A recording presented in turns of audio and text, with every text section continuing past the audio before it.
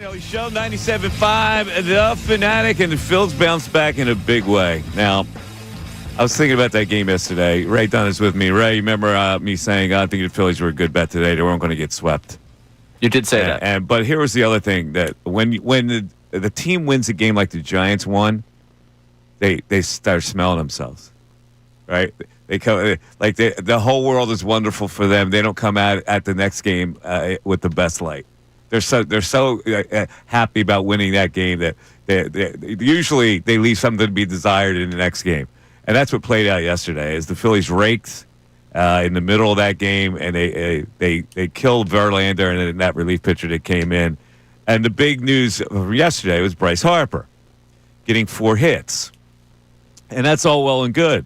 He got 4 hits. He broke out. It's very nice. Had a home run, couple doubles. I get it. My question to people is this: where did all those hits go, Ray? To the opposite field. They went to left and left center in that area.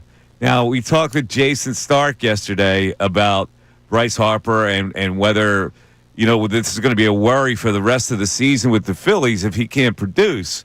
And the one thing we talked about was the wrist being hurt and hurting for him, and it prevents him from doing certain things with his torque swing that normally he would do. Now, I'm just playing amateur hitting coach here, but when you hit the ball to the opposite way or you hit the center, you're pushing the ball rather than snapping your wrist.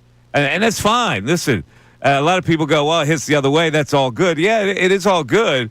Well, one of the things we talked about with Jason yesterday was that Bryce Harper was not pulling the ball any longer. Here's what Jason had to say about it yesterday. We have not seen him consistently be able to hit the ball hard in the air to the pull side at any point. 4% pull rate on balls in the air this year. Unheard of for Bryce Harper.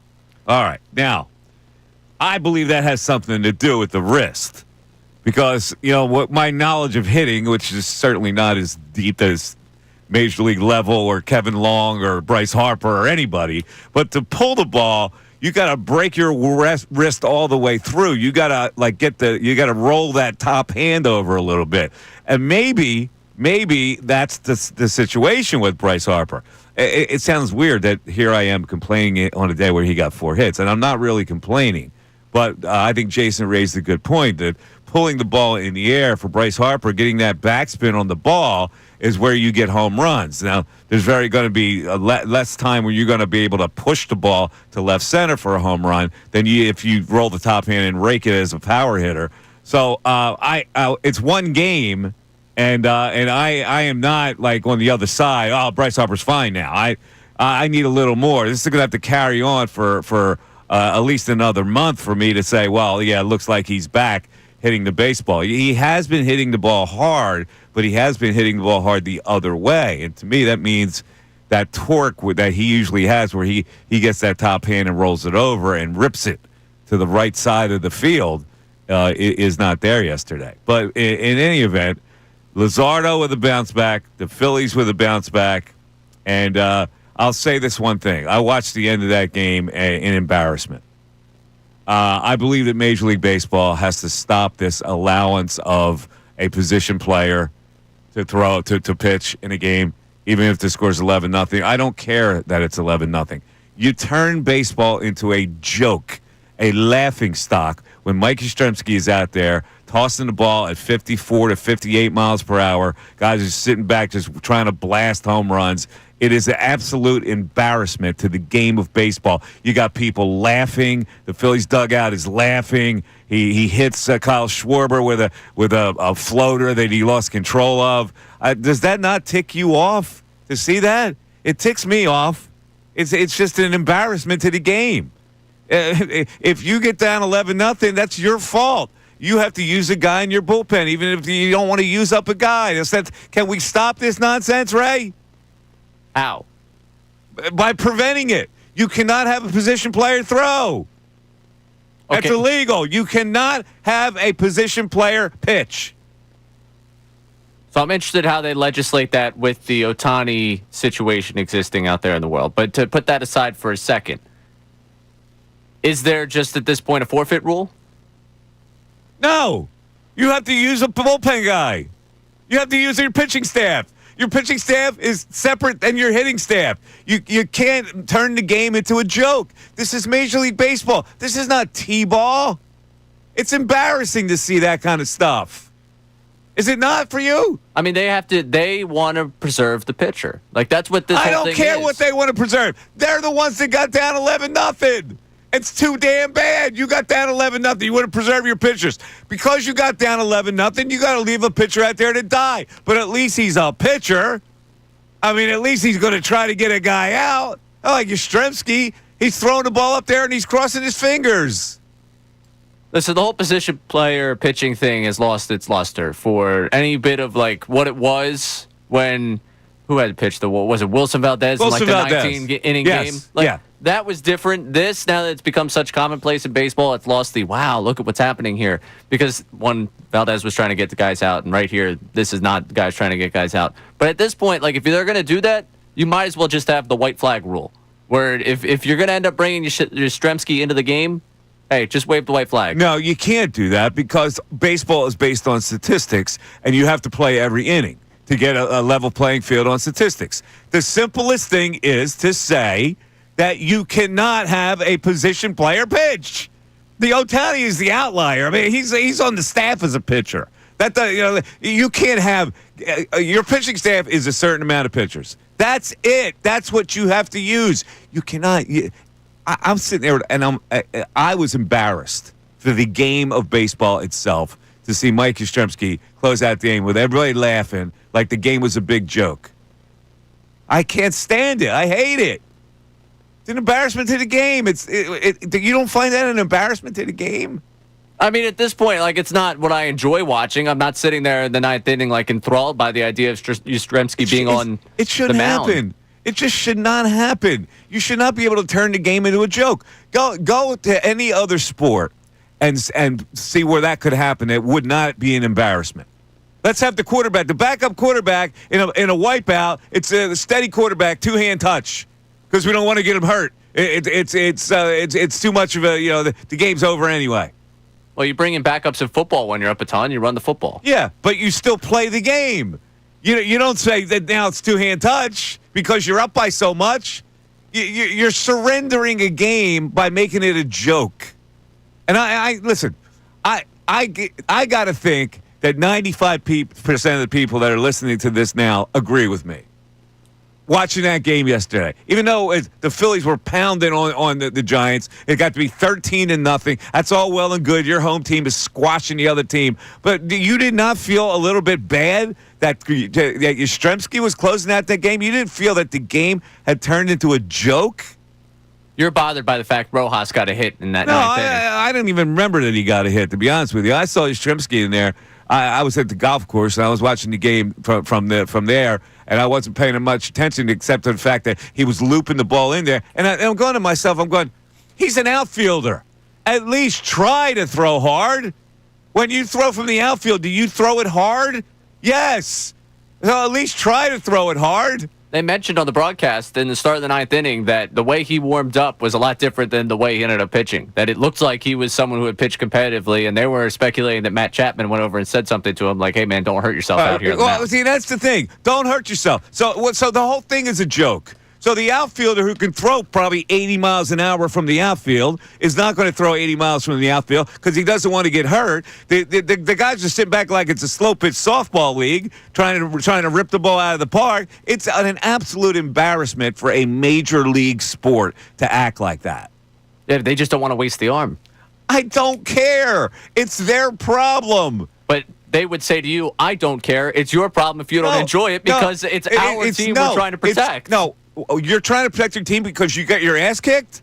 That's the rationale? That doesn't even make sense. You're the one. Your other pitchers let you down. So guess what? You got to either let them die out there or you got to pitch a guy that you don't want to pitch because he pitched yesterday. Whatever it is, I don't care what your problem is, but you're not going to embarrass the game of baseball. And they would say, I don't care what your problem is with it. We're going to pitch this guy. That's why I'm banning it. And because you have to protect people from themselves from being embarrassed. I got you. I understand your problem with it. Again, it's not baseball that I'm particularly enjoying to watch. It should not happen in any sport where you give it up, where you just quit. That's a happens in form all of sports. quitting. They bring in backups in football when they're down a They ton. don't not hit a guy. They don't not tackle a guy. They stop still playing- have to tackle a guy.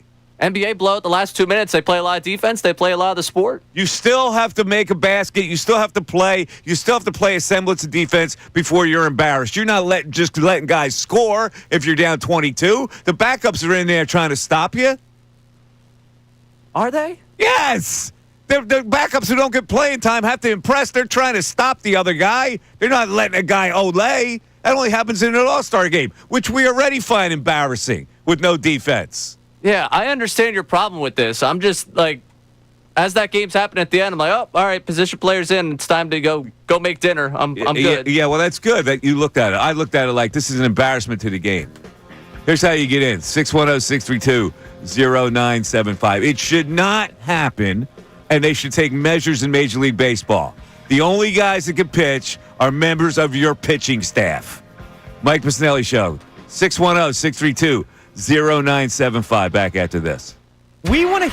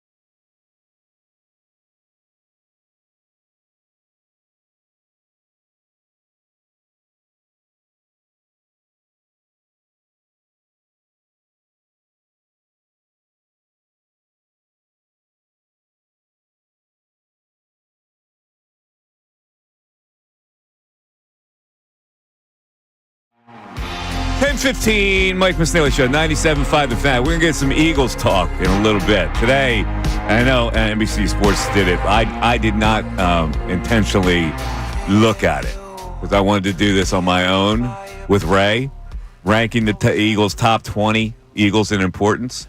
We'll see how close we come to what they did. I don't even know what their list was, but we're going to do our own list today. And also, I want to ask the question, since the Eagles are less than 2 weeks away now from starting camp. Who do you think is the most the defensive player that has the most to prove this year?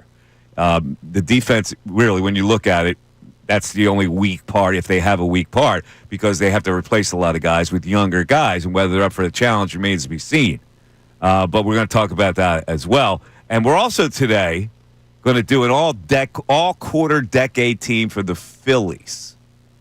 We did the all-quarter decade team yesterday for the 76ers. We had a lot of people that quarter century, not the quarter decade, all-quarter century team. For the Sixers, and we had a lot of interesting comments on that, and so I think this was a joke. It had to be, but he said, he mixed it up. Like, I got a tweet from a guy that said, "How'd you forget Drew Holiday?" Which you could have considered, but Drew Holiday wasn't that great as a Sixer. How could you not have considered Drew Holiday and Jody Meeks? Meeks was a heck of a pull. Jody Meeks, really? No. So I didn't know whether it was a joke tweet or not, because half of it was serious and half of it wasn't. Someone that liked a very specific year of 76ers basketball. Jody Meeks. Come on, man. All right. Let me just make an analogy here about what I'm talking about embarrassing the game. You know, NHL hockey. I'm gonna go hockey on you, right? In NHL hockey, you pull the goalie, you gain an advantage, and get a sixth attacker. What happens when the other team scores the empty net goal? You get a goal. The goalie goes back in the net so as not to further embarrass the game. Because you could play without a goalie for the next 2 minutes, and they keep scoring empty net goals. Boom, boom, boom. What's the difference? You're not going to win anyway. Why would you not pull your goalie? Well, they put the goalie back in because that would turn the game into a joke. So I'll give hockey credit for recognizing that part of it. And this is what I'm talking about. It's the same kind of thing. I understand. It's not appealing baseball to watch. I'm not telling you that I love Mike Yastrzemski. I can't even say his name because I'm so annoyed. Like, I'm not enjoying that baseball, but I understand why they're doing it, because you're protecting your pitcher's arm. And, like, to me, that's just what they're... If you want to ban it, go ahead. Ban it. Yeah, that's what I want to do, because you shouldn't be able to protect your pitcher's arms. You shouldn't be able to do that, turn the game into a joke selfishly because you want to save your pitching staff.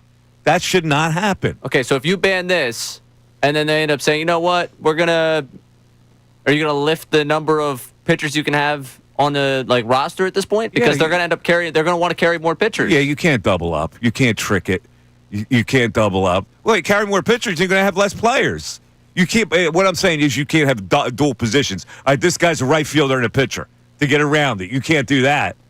No, I mean, I'm sure someone will try it. I'm sure someone will try and spin around. If you want to increase your pitching staff, you have every right to. You're going to have no backup players. What do you want to increase your staff to 15? Then you got 10 players? Or 11 players? You got 2 backups? Some people are going to want to expand the roster from that point. Well, go ahead, knock yourself out. And that's your choice. If you feel you have to get 15 pitchers there for a situation like this, you got to use another pitcher, that's your problem. That's your choice. I get it. All I'm doing is banning the fact that you have a position player that can pitch. But at this point, if you might as well just give them the white towel. That might be what you just wave. That turns it into the 10-run rule in lower levels of baseball, which is foolish. You can't do that. You can't turn that into a joke. That's what it is. So you can't have a mercy rule in professional baseball. That's what this is. Putting in the position player is that. Well, that's what I'm saying. That's why I'm banning it. You can't have a mercy rule. This is professional baseball. People pay to see this. People should not have to pay. And I don't know how many people were in the park, but still, you should be able to get your money's worth to watch 9 damn innings of a baseball game if you want to. How many times does a position player come in before the 9th? Doesn't matter. I don't care how many times it happens. It happened yesterday, and it was an embarrassment. I understand what you're saying. Again. You're being contrary. I'm not really, because I understand what you're saying, and I don't enjoy the baseball either. But you're throwing away to ban this is basically I don't like watching it. There are plenty of things in sports that you don't enjoy watching that happen. Okay, you don't enjoy watching bad umpiring either, so they're going to change that. You don't enjoy doing this, they change this baseball rule. You don't enjoy long games, they change the rule. So we're changing it. We're evolving the game. I got you, Mike. When they kneel it out, that's not entertaining to me. I'm not entertained watching 2 minutes of, he's taking it on the knee. Oh, he's taking it on the knee. He's taking it on the knee. Okay. It's competitively what you do because it's best for you in that moment. Unfortunately, it's best for this team to throw the position player because you're protecting a pitcher's arm. Is not as much an embarrassment as baseball because eventually that clock is going to run out. Baseball, you don't know when it's going to run out. That inning could have gone on for an hour the way that guy was pitching. It could have. It did not. Did not. All right. Let's get to the text board. I'm sure we have a lot of text on this. Yeah, we got a text from Billy C. that's also in agreement with you. You aren't putting a position player at quarterback. That's the equivalent. So Colarulo's on your side with this one. Oh, Billy C. Yeah. Yeah. Okay. We got other texts here. I never agree with Mike on anything. He's 100% right on the position player pitching. It's a joke to the game and makes it more of a beer league than the major leagues. Ban it completely. If you're down 10, that's your fault. Here's the bigger question. How on earth could you not agree with me on anything when all I do is preach pristine logic? I want that guy to give me 5 things that he didn't agree with me on. Go ahead. 5 things. Drawn from college. That's what I want. Anyway, 5 things. I don't agree with Mike on anything. What did you not agree with me on? Go ahead. All right. Completely agree with Mike. Position players pitching and blowouts is ridiculous. I'm not against having a forfeit rule, but something needs to be done to get rid of these situations, which seem to be happening more and more. Austin and Nashville. You can't have a forfeit rule in a sport that is based on every pitch concluding a game. Record-wise, you can't do it because then your records would all be skewed. You have to have uniformity in that. All I'm saying is the simplest fix is you can't have a position player pitch. My God, what am I suggesting? Am I suggesting like the volcano should be closed here? It's a simple fix.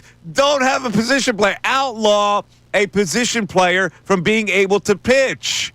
Otherwise, you turn it into a T-ball joke.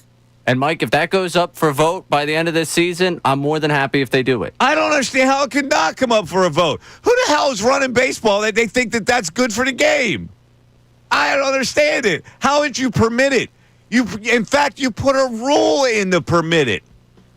If you're down by a certain amount of runs in the 9th or 8th inning, you can use a position. Why? Why? 610-632-0975. We'll get to the calls after this. Fanatic Sports Update. Crush the Giants. I'm Ray Dunn with this Fanatic Sports Update. The Phillies thumped the Giants 13-0 on Wednesday afternoon. Avoid being swept in San Francisco. Jesus Luzardo went 7 innings, striking out 7, allowing just 3 hits. The Bats obviously came to life in the win, especially Bryce Harper, who finished with 4 extra base hits for the first time in his career. Harper spoke postgame about feeling good up at the plate. I felt good. I think today just getting ahead in counts and not missing pitches over the zone and just getting ahead in counts. I think that's my biggest thing. If I can get ahead in counts and not chase and all those things, then obviously my swing's going to play. I'm not healthy. I feel great. I feel strong. Phillies have a day off today before they start a 3-game set with the San Diego Padres, their last series prior to the All-Star break. We got more news out of Summer League as the Summer Sixers made their move to Vegas for another week of games. VJ Edgecombe has a left thumb sprain and will miss the Vegas opener tonight at 10 o'clock against the Spurs. Last night, the U.S. Open Cup quarterfinals matchup between the Union and New York Red Bulls was postponed due to the weather, and it's now on August 13th. This update's brought to you by the New Jersey Division of Highway Traffic Safety. Whether it's a police car, tow truck, roadside worker, or a disabled motorist on the side of the road, please remember to slow down and move over. New Jersey, lives depend on it. I'm Ray Dunn on the home of the Sixers, Flyers, and Union. 97.5 The Fanatic and 97.5thefanatic.com.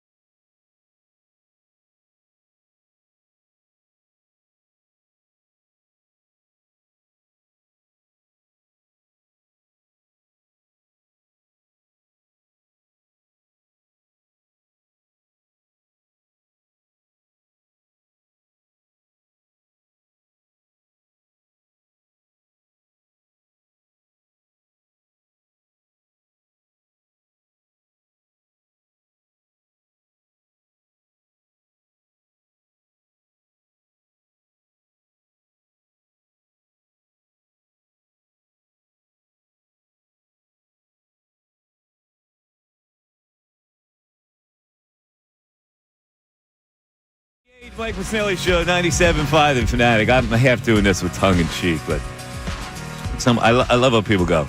I don't agree with Mike on anything. I just want to go over like a couple of my main takes that I've had in four sports, right? My main takes, and tell me like right now, like what have you not agreed with me on? Start of the last Sixer season. What was I saying? Wasn't going to work? Wasn't going to work. It's going to be a mess. And B doesn't look like he's in great shape. The older role players are ridiculous. Paul George was a bad signing. And that's going to continue this year. That's why. That's the Sixers. Phillies. From the jump. Bullpen not good enough. Outfield situation not good enough for them to win a World Series. Take two. Take three. The Flyers. The Jonesy Briere front office is kind of a front to cover up more bad hockey to come. And finally, the Eagles. They're really good, and they're going to be really good again this year because they have a button-down coaching staff and front office. Now, if you want to go to the point where I wanted Sirianni fired before the season, all right. Then most of you agreed with me on that. So I thought it'd be fun today to go over some things that you may not have agreed with me on, and tell me where I was way out of line. Do you know anything where I was way out of line, Ray? Anything that I've said that was way out of line that you didn't agree with? Sirianni thing. I mean, I agreed with it though, so you did agree with that. But I'm trying to think from the main listener perspective here. I just gave you my four main takes. I just gave you. Now you're telling me you didn't agree with those? Okay, if you didn't agree with those, I guess you were wrong because they played out. I mean, I don't know if they've played out. I mean, the Sixers hasn't played out. I mean, that's the Phillies haven't played out that way. They still. I said it. How many months ago did I say bullpen not adequate enough? Outfield situation not adequate enough. They need to beef that up. It still applies today. Even though they're in first place. Yeah, applies today. I'm just saying. Ray. Just saying. I got you. All right, let's go to the text board. It's lighting up. Yeah, a lot of people chiming in on this back and forth over the position player. 13-0 is already embarrassing for the team with 0. Does the position player on the mound really make it that much worse? How good would it be for the game if you ban the position player pitching? Then a team ends up using a guy they don't want to, maybe one of their top-level guys because everyone else has been used, and that guy blows out his elbow on a 13-0 I don't care. I don't care if he blows out his elbow. If he blows out his elbow, then get a replacement from the minor leagues or make a move. I don't care about what your woe is because you're the team that got down 13-0. That's your problem. That's not my problem. I don't care what you do from that point on. If you have to use another relief pitcher, and that could happen at any time, frankly. A guy could blow out his elbow. It doesn't mean because it's 13-0 he's going to blow out his elbow. It's your problem. And you can't solve it by throwing an outfielder on the mound at it. All right? Yeah, one texter, G-Money, saying, in case you didn't notice, players of both teams were laughing. I guess he's insinuating that they were enjoying the moment. Enjoying the moment? They were laughing at the expense of people who were paying attention to that game, who were paying customers to that game. That's my point. Both teams were laughing because it was a joke. And the game should not be a joke. It's my whole point. You're making my point for me. Someone texts in, if Yastrzemski had gotten Schwarber on the forehead, what would Major League Baseball have done? It wouldn't hurt him. He threw 58 miles an hour. That's not the point. But I'll wait for Yastrzemski, though. He's lobbing to Schwarber. Schwarber's laughing. How about that? How about this one, Kyle? Here's 80. I see you like that. You're geared up for 58. Here's 80. At least make it interesting if you're going to do it. Another texter here is saying the team should get fined for putting a position player out there. I agree. But since it's permitted and there's a rule in the game that permits it, why isn't it just as easy to put a rule in the game that prohibits it? Let's go to the phones. It's Joe in Georgia. You're on 97.5 The Fanatic. What's up, Joe? Mike, What's up, Joe? Here? How you doing? Hey, can you hear me? I got you. What are you forgetting here, Mike? What am I forgetting? Why don't you go out to Los Angeles and have this conversation? What do you mean? Ohtani. We addressed the Ohtani situation. Ohtani is a pitcher.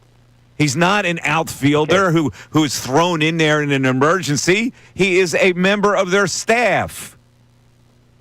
But you're saying you got to make that choice. For exceptions, Ohtani is a two-way player. There are no two-way players in baseball. He's the only one. You know what? The game is 13-0. Half the fans have left. If they're doing It doesn't matter, Joe. It still turns the game into a joke. I think they're strategizing. I'm going to go with, saving pitchers, saving arms. I mean, you made that analogy with hockey before about pulling the goaltender. I'm going to say the reason they pulled the goaltender was because they're still in the game potentially. Yeah, they get an advantage. But what happens when you score an empty net? You put the goalie right back in because you don't want to embarrass yourself anymore. I don't know. Maybe they put a backup goaltender in. No, whatever. they don't put a backup goaltender in. They put the regular goaltender back in. No, Mike, they should be able to. You're not making any sense to me. You make no sense whatsoever. The Ohtani example did not work. That game is turned into a joke, which hockey is not, because they put the goalie back into. So I don't know what your point is here. I'm just making the point that baseball, they should be able to do what they want to do. Why? If they're using Why should they be able to do what they want to do when it is a performance where people pay to see it? They shouldn't be able to do anything. They are playing for a fan base, Joe. I got that, and I don't think they should be doing it in the second or the third inning, but it's like the 8th, 9th inning, and they don't want to go. I don't care what they don't want to do. That's their problem. It is their problem. They put themselves in that situation when they got down 13-0. That is not my problem. That is their problem. And they shouldn't be able to junk up the game because they're going to. It's a loss on the schedule anyway for them. Have some integrity in the game. Let that persevere. 610-632-0975. We're back after this. Do you feel unfulfilled? Do your afternoon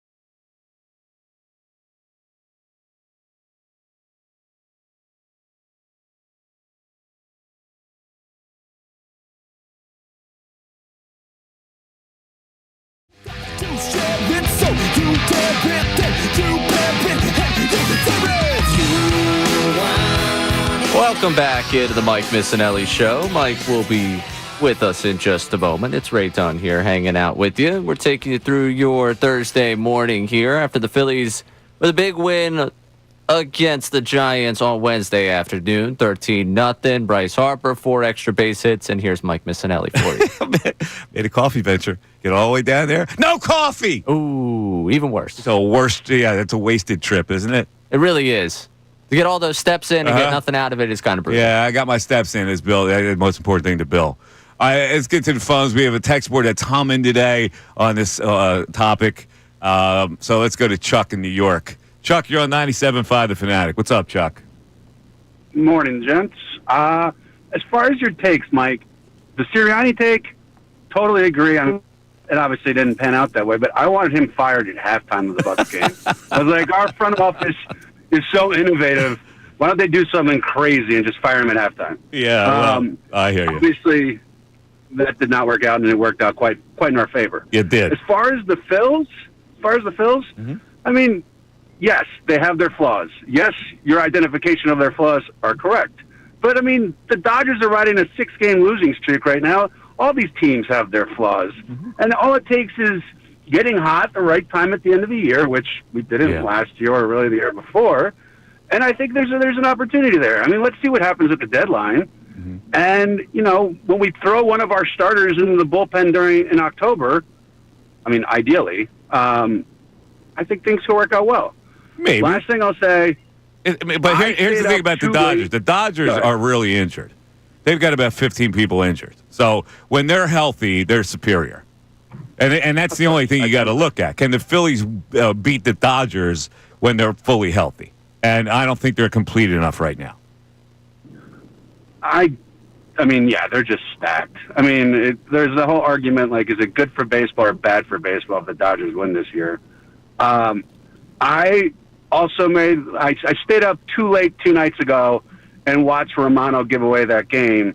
The one thing I will say that I took away from it is that Jordan Romano looks exactly like Little Dicky, the rapper from Philly, and it's impossible for me not to see it anymore. Every time I see him warm up, all I see is Little Dicky, and it's embarrassing. Wow. Why is it embarrassing to look like Little Dicky? Because you're a baseball player? Yeah, should not be playing professional sports. Baseball, because he's got the goofy hair and he's got the kind of a goofy looking face. I had to Google it when I was watching it 2 nights ago, and a totally different picture came up of him. I was like, why is he choosing this look? Yeah, Jordan Romano looks like he's a little eccentric. He seems to be, Go ahead, tell you. His eccentricity led to that in the park home run. All right, man. Thanks, brother. Thanks, gents. All right, man. You got it. I thought I knocked. Did I knock the wrong guy off the air? I did. You did. I did. I knocked the wrong guy off the air. I apologize. So whoever was on line 1, you give us a call back. Yeah, whoever was on line. I messed up. That was my bad. It's okay. Yeah. Well, I thought this guy wasn't going to agree with me about our last caller saying I have a bad take on the Phillies. What's my bad take exactly? He seemed like he was getting ready to step up to the plate in the whole. The Dodgers have lost 6 in a row. There's no great teams in baseball. Yeah. And then the National League is wide open when the Dodgers aren't healthy. Right. That's what it is. Yeah, and the Dodgers still without health are at the top of the National League. Exactly. And I would love to see the Phillies get the top 2 seeds, believe me. And they could. They could very well be a top 2 seed. Yeah. I don't know. But see, that's the thing. The flaws of the Phillies are going to probably hold them back from being a top 2 seed. Now, has that mattered in the past? It's actually worked in the reverse, right? When you keep playing, you usually are successful rather than you get the bye. Well, I think both the teams that made the World Series last year were bye teams. Were they right? bye teams? I think the Phillies were the only bye team that lost last year. Okay. In the past, it hasn't been that way, but it could go either way. I guess it really doesn't matter. All right, back to the text board. Yeah, we got some texters chiming in here. Marcus from South Philly. I hear Mike hates the position players coming in and is embarrassing to the game. But what about when an NBA team puts in the end of the bench at the end of blowout games? Shouldn't the starters or top rotation players stay in then? According to his thoughts, they should. The NBA bench players who are coming in the game are trying to also play the game hard. They have to. They can't not give effort because the coaches are paying attention. It's the only time they earn playing time. So they have to try to stop their guy. But they're not giving up. But did the customer pay to watch that guy? But that's not the point. You're still getting a performance. If you put the end of your bullpen your bullpen guy in the game, you're still getting a pitcher performance. You're still getting a player performance when you put in the end of the bench in the NBA. They're not saying, hey, here's a pathway to the basket, sir. Go ahead, just score. They're not doing that. We got another texter here, Dana in Chester Springs, saying, I think the ghost run rule and extra innings and pitch clocks made baseball a joke, too. Baseball did it to speed up the game because they were losing fans. See, now, the ghost runner, I don't mind because there's a strategy behind that. If you put a guy at second base, you have to get that guy over to third base. I don't understand why anybody, it shouldn't be a regular thing to bunt a guy over and get a guy on third base with one out, but people don't bunt it anymore. But I like the ghost runner rule. I think it puts a lot of pressure on the pitcher. I think it makes it more competitive. So to the integrity of the game conversation, if you're in favor of the ghost runner rule, which really spits in the face of the way baseball's been scored for its entirety, you said you were against the forfeit rule for the reason of records and, again, the integrity of what baseball's been for so long. Why is the forfeit no good, but the ghost runner is good?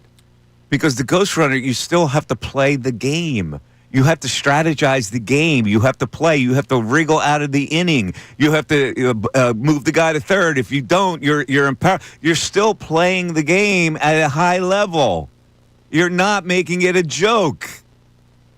I understand. The idea of putting you do understand. I do.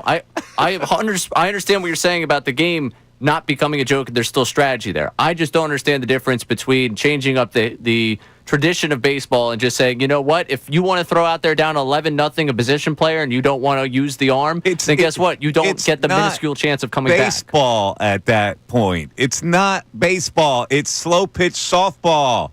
You change the game materially. I mean, the ghost runner does change the game materially. No, it doesn't. You're not giving a guy a run. You still have to score the damn run. Yeah, but for 150 years, you have to get a guy on base. Now you don't have to get a guy on base. Okay, but the people complained that the game was too long. It was too long. You were losing viewers. So it's all about the enjoyment for the consumer.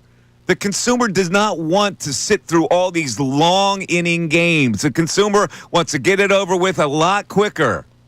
That's what they were complaining about. So now I'm complaining about the pitcher who's not a pitcher. I'm complaining about it. I think it makes the game a joke. And if it goes to a vote again this offseason and they decide to ban it, I'm not going to come on these airways no. They're not going to ban it. Yastrzemski. They're not going to ban it. They're not. They for some reason, it doesn't rankle Major League Baseball as much as it rankles somebody like me or some other consumer.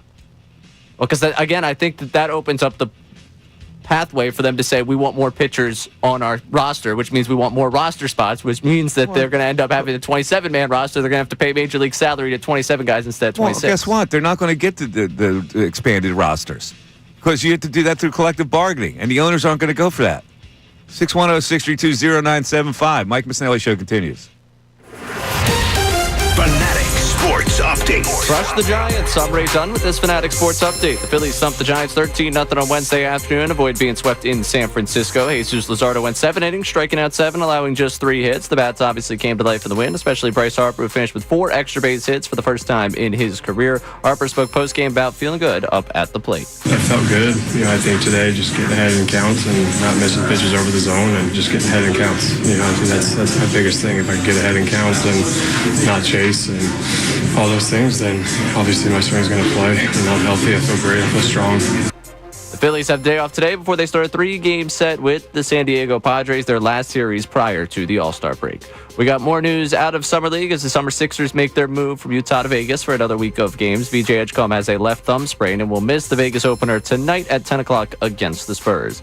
And last night in chess, the U.S. Open Cup quarterfinals matchup between the Union and New York Red Bulls was postponed until August 13th. This update is brought to you by Indeed.com. Stop struggling to get your job post seen on other job sites. Indeed-sponsored jobs Indeed-sponsored jobs feature helps you stand out and hire fast. Start at Indeed.com/credit. I'm Ray Dunn on the home of the Sixers, Flyers, and Union. 97.5 The Fanatic and 97.5thefanatic.com.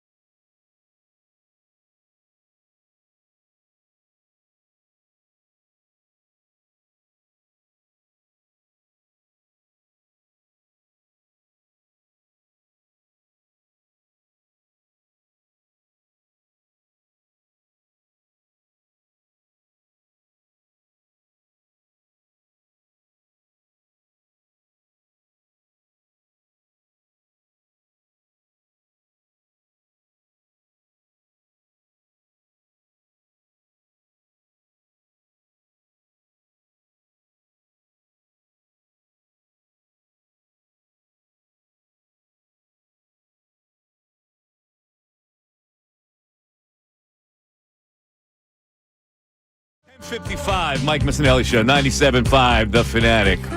I got a text from Bill earlier today, or was it last night? Probably last night, where he said, Harper's back. And he says, and it was great to see him go the other way. Now, I'm not so sure that's that great, Because here's my question to everybody. Do you want to see Bryce Harper go the other way all the time, or would you like to see him pull side it a majority of the time with him going the other way occasionally? Because as a power hitter, I frankly want him to be pull side more than going the other way. And my fear is that with him going the other way 4 times yesterday, that he is afraid to roll his wrist to the pull side, which would indicate that injury is still bugging him. That's just my fear. Now I don't want to throw cold water over a big day, but I'm just saying. Now we talked about this exactly yesterday with Jason Stark, and we brought this up that he wasn't hitting fly balls to the pull side, and that may have something to do with his wrist. So, while I like the 4-hit game, I just worry about whether he's not going to be the power hitter, pull side hitter that we've accustomed to see. Otherwise, what annoyed me in the game was Mike Yastrzemski playing slow pitch softball. And that's what we're talking about more today. And I believe that Major League Baseball needs to completely ban having a position player pitch. It is embarrassing for the game, and I don't care that you want to preserve your pitching staff in a blowout game. That is your problem. You're the one that got behind by double digits. Now deal with it. Let's go to Luke in Fort Washington. Luke, you're on 97.5 The Fanatic. Luke. Hey, guys. Thanks for taking my call. What's going on, Luke? Hey, listen, I honestly, I don't listen to you much anymore. It's been a long time. I chime in occasionally, and I had to call in because I want to say that as much as I think that you're a bit of a loudmouth, which is okay because I am too, I fully agree with you 1,000% about this forfeit and mercy rule. It's absolutely bonkers to think that someone should forfeit a game because they're down by a certain amount of runs. Any grown man that thinks like that clearly is not a sports guy, and it's actually insulting in my opinion. I coach 12U baseball, travel and rec, and we do have mercy rules, but they're kids. You know what I mean? Like, it's totally different for a kid, I feel. For our one league, we have a mercy rule, 6 runs per inning, okay? If you're down by more than 6 runs going into the bottom of the 6th, you cannot come back. So there's times that we don't even take the field. You know what I mean? It's really frustrating as a coach. But to think that a grown man who makes millions of dollars is just going to give up because they're down by a certain amount of runs, it's just baffling to me. So I think it's insulting for someone to even suggest that, not just to mention the fact that people pay a lot of money to go see these people, play. I mean, when I go, I want to see 9 innings of baseball. I could care less. I mean, I do care if they get smoked or not, obviously, but I want to see 9 innings of baseball. It costs hundreds of dollars just to take a family down there for the night. Why would I want them to all of a sudden just walk off the field in the 6th inning? It makes no sense.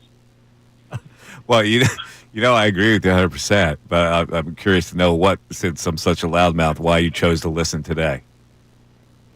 Well, and B, why do you think I'm such a loudmouth? I'm curious.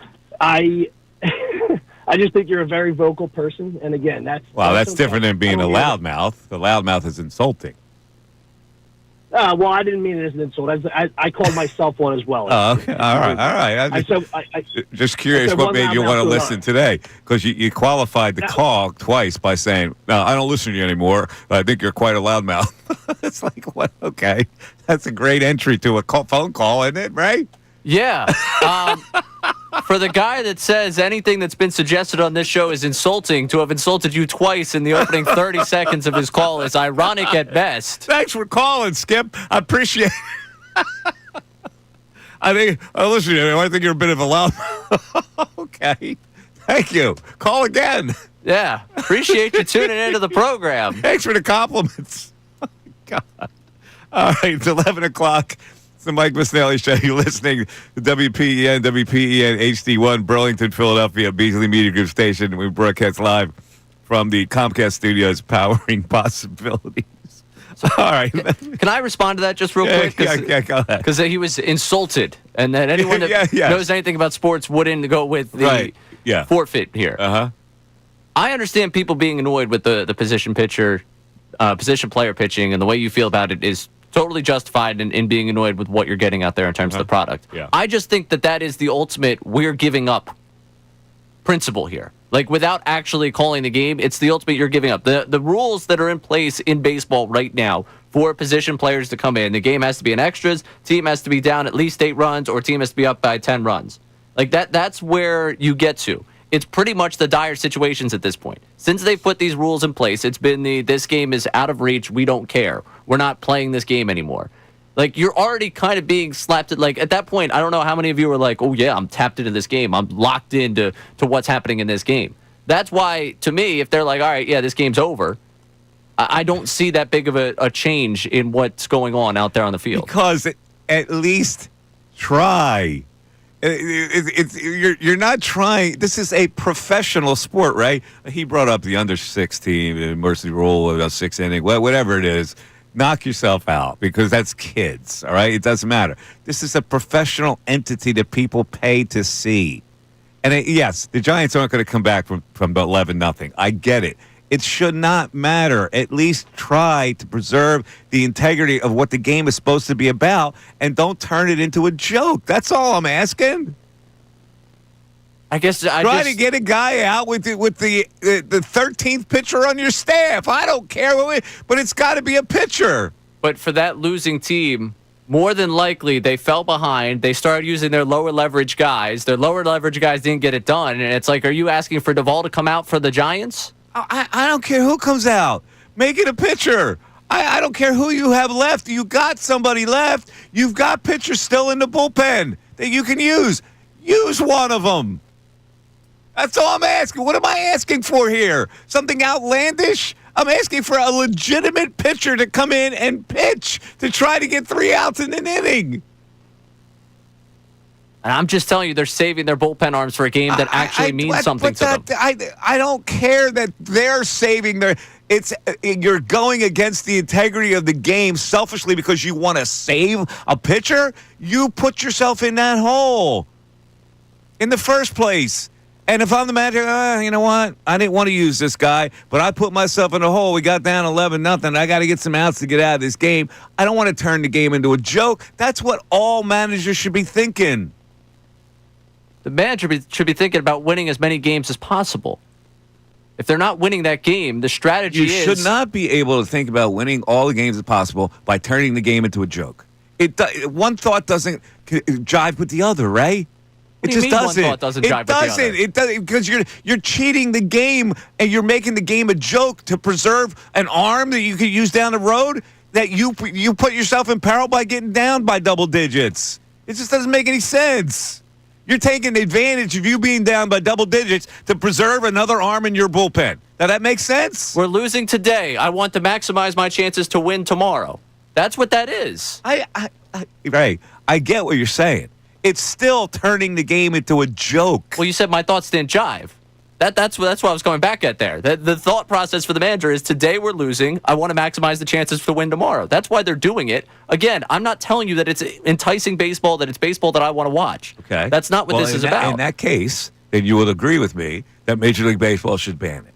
If they ban it, sure, go ahead. Okay. I don't think I'm going to be standing outside the offices up at Secaucus with the sign. All right. Good. At least we're on the same page there.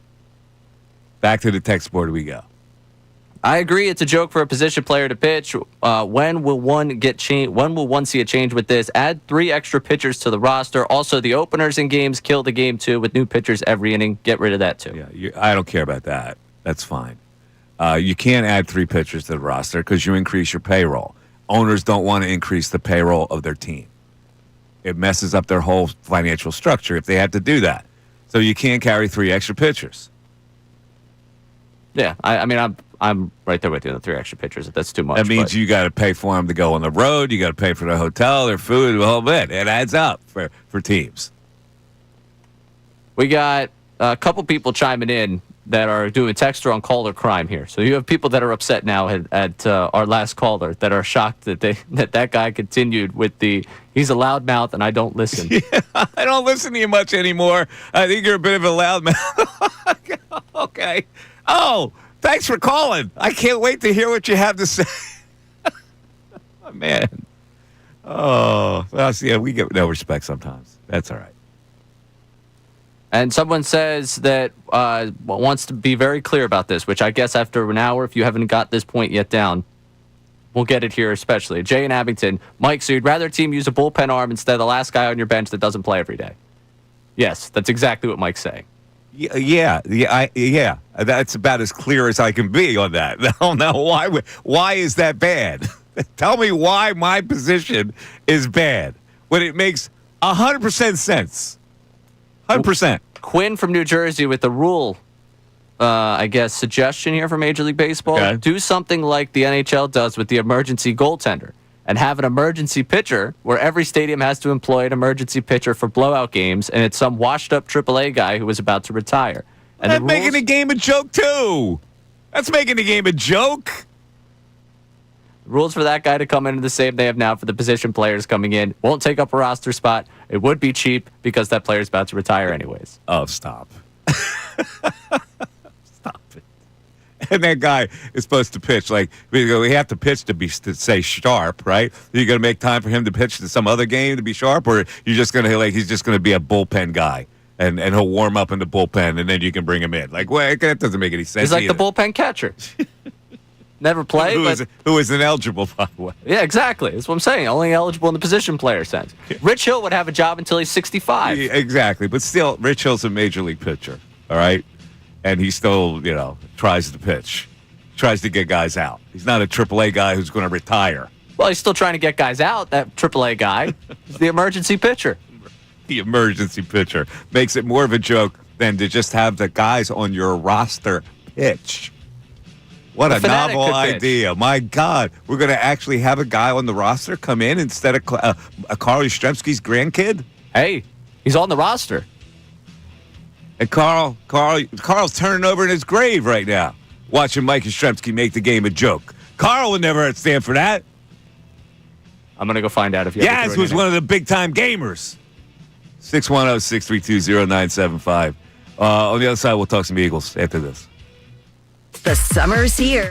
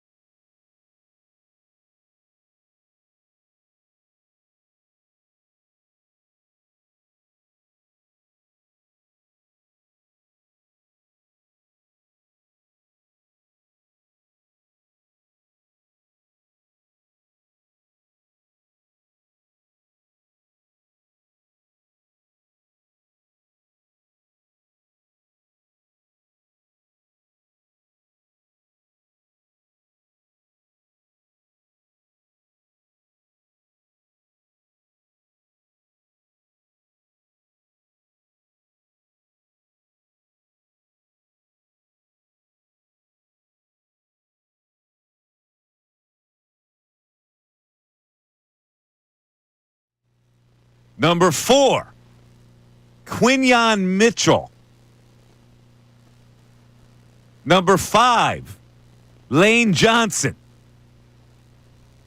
Number 6, A.J. Brown. Number 7, Jordan Mailata. Number 8, Nolan Smith. Number 9, Dallas Goedert. Number 10, Zach Bond. Are my first 10. I'll continue with the back 10 in a little bit. Which ones do you not agree with, Ray? That top 2 I agree with, but Okay. I have Bond much higher on mine. Okay. I have Bond all the way up to 3. 3 above Jalen Carter? Above Jalen Carter. Oh, I don't know about that. I don't know who his running mate's going to be there at linebacker. We've complained about bad linebacker play for how long? Yeah. They got him last year. He was an all-pro, defensive player of the year type guy. Don't know who else is going to be there at the linebacker position. He's going to be in control of that defense pretty much from day one. Okay. I would want him as my, in terms of most important, I would think he would be 3 because he is basically the reverse of what Hurts is in terms of operating. Yeah, I get it. But Jalen defense. Carter's Aaron Donald. I mean, let's face it. Yeah. He's a dominant player. Bond's a good player. Jalen Carter's a dominant player who can change the game. He is a dominant player. Bond, I think, changed the game multiple times last season. I mean, Did, throughout but last season. not, in my opinion, not as much as Jalen Carter. Okay, that's our disagreement. Who do you have 4? 4, I go Lane Johnson. Lane Johnson, 4. I have him 5. 5 is where Carter shows up on my list. Oh, you got 5 Carter. Okay. So then I get to A.J. Brown. A.J. Brown, 6. Then down the list here, I would go Mailata. Mailata, 7. I'd have him 7. From there, You don't have Q yet. I don't have Q yet.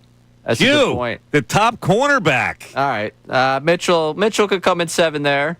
Oh, you got 7 for Mitchell, not Mailata.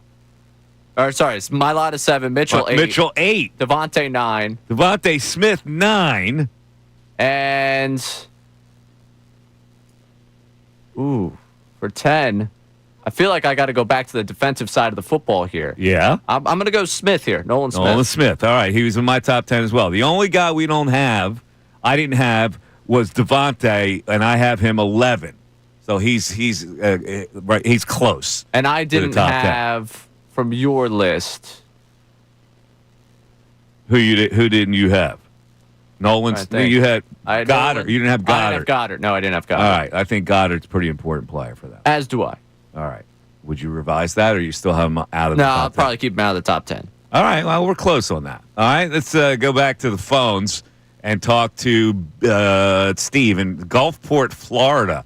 Steve, you're on 97.5 The Fanatic. What's up, Steve? Hey, Mike. What's up? How you doing? Hey, good. It's been a long time. I still remember a couple years ago, I randomly turned on the radio and I hear everybody crying that you're leaving. That was a wild day. Yeah, But it was it's a good to crazy hear day. that. Yes, it was.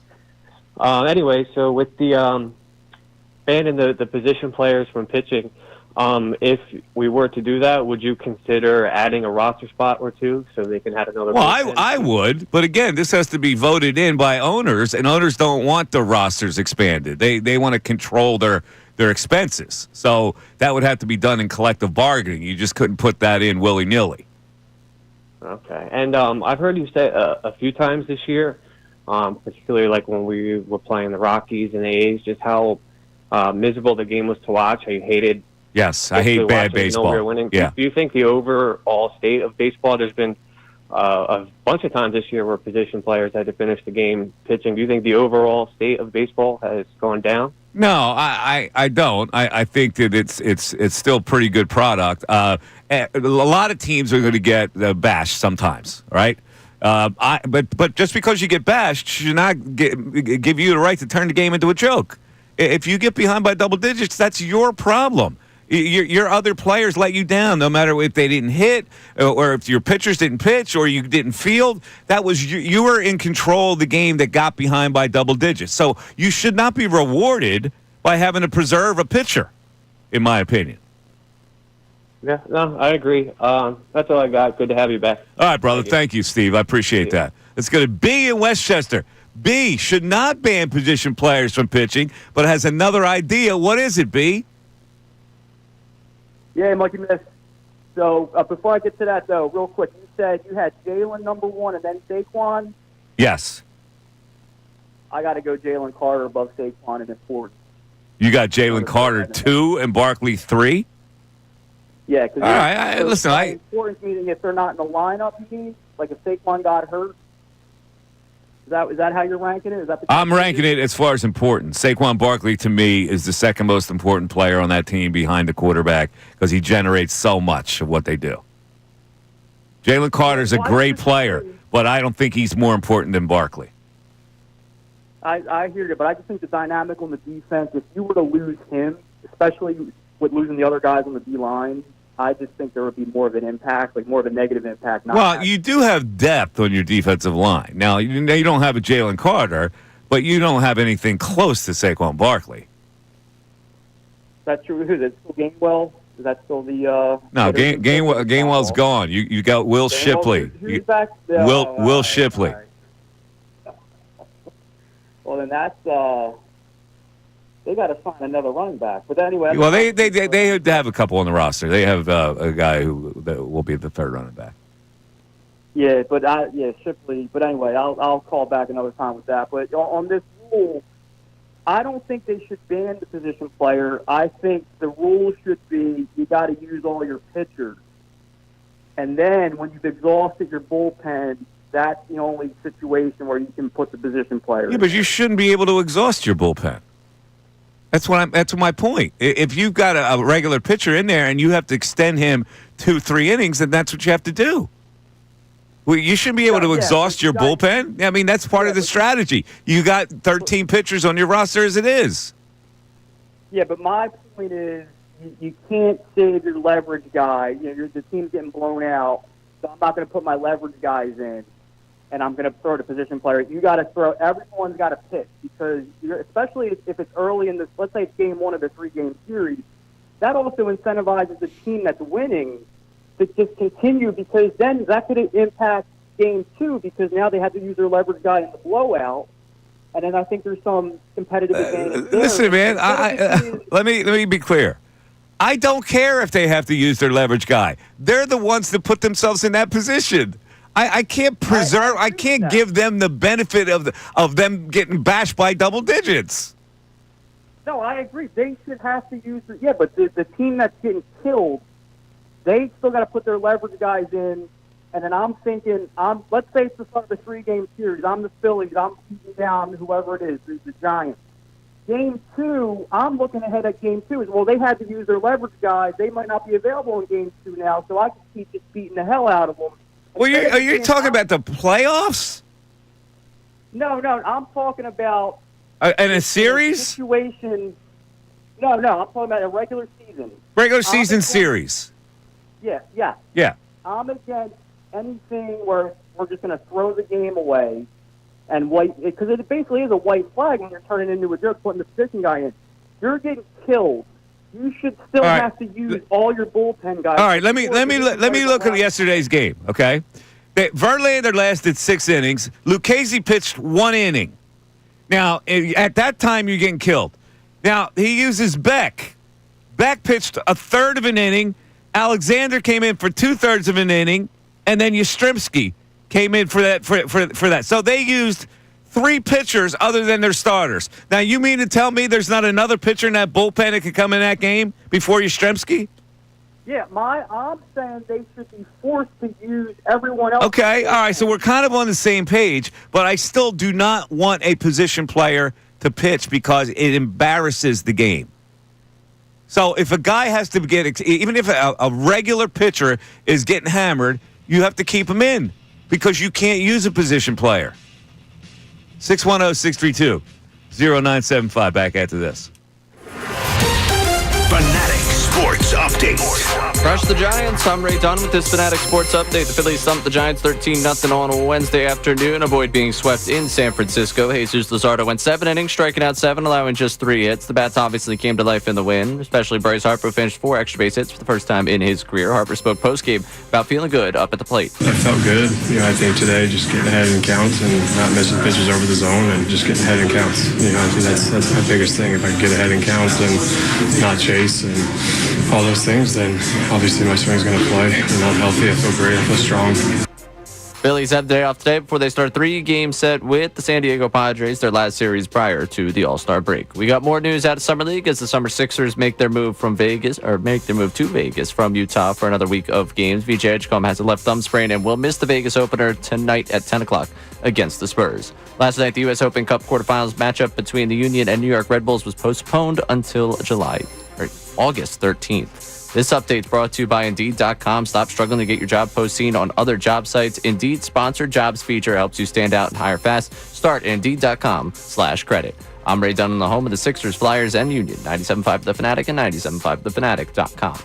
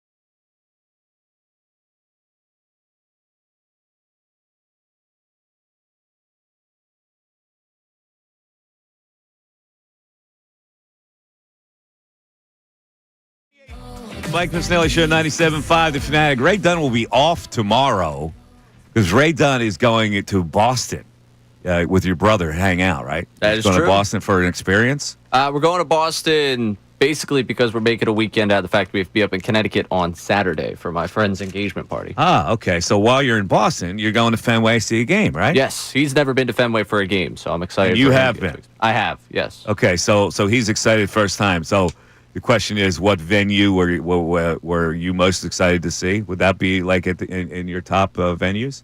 It was one Fenway that Park? when I hadn't been there before, I was really excited to see a game at. I mean, it lived up to it, even though I guess I've been to 2 games there now. The one game I sat there, and I was in one of those outfield seats that aren't actually facing home plate because of how old it is. I was more facing like right field foul territory, which was a little annoying. But overall, I mean, I think you got to appreciate the history and seeing all of it. Oh, it's a great place to watch a game. Yeah. It really is. And, that and Wrigley Field, the top 2 venues in my purview. Yeah, I really loved Wrigley. I think it helped Wrigleyville. Like, I think the whole experience kind of made Wrigley a little bit more for me. But I was just curious if there was one that stuck out to you that you felt like you needed to get to. Well, I've been, but Churchill Downs is the venue that I was most excited to see. That's a pretty good one. And it's fantastic. I mean, it's to me, the Kentucky, and I've been to almost every event that is noteworthy and a lot of stadiums and such. The Kentucky Derby is at the top of my list. It will always be. All right. There's something about it. I don't know what it is. As soon as you walk through there on the cobblestone walkway in there, it's like it's just different. It's on the bucket list for sure. My friend that works it now every year, I'm jealous of him every time he goes down there to work. Yeah, it's fantastic. Now, it's really tough to find a place to stay. And you have to stay in Indiana half the time. That's Indiana kind of crosses in there with Kentucky and Ohio. How far is it staying in Indiana? Like, how long is that trek? It's probably like 45 minutes. Oh, that's not terrible. Yeah. That's If I knock out recall, 2 states in one moment, one trip. Yeah, you're kind of like in the crux of 3 states there, if I remember correctly. I've been to Ohio, so I don't need to do Ohio again if I don't have to. But Kentucky and Indiana, I have not. Okay. What else? Cincinnati? You been there? Cincinnati is where I've been. Yeah. What would you think of Cincinnati? Could leave it. Yeah, I wasn't a huge fan, to be honest with you. It didn't help that I think Cincinnati was after we went to Orlando. So it was like, oh, yeah, we were in 80-degree weather. I'm doing broadcast notes under a palm tree. Like, life is good, and that's like Cincinnati. So is this the same trip? Or no, it might have been Tampa, one of the two. It was like 80 degrees, Florida City. I went to Cincinnati.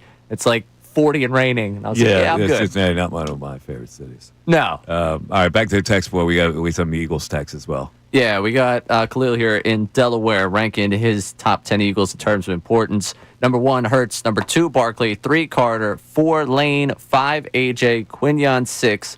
Vaughn, 7. Mailata, 8. Devontae, 9. Goddard, 10. And then Nolan Smith he has at his 11th. And he said you can switch out any of the last 4 for one of the others. Yeah, I'm looking at mine now. I had Quinion Mitchell because that cornerback position is so important to me, and he's the closest thing to a shutdown corner. I had ranked, and now I'm thinking, like, how could I have him ranked ahead of A.J. Brown? Can I do that in good conscience?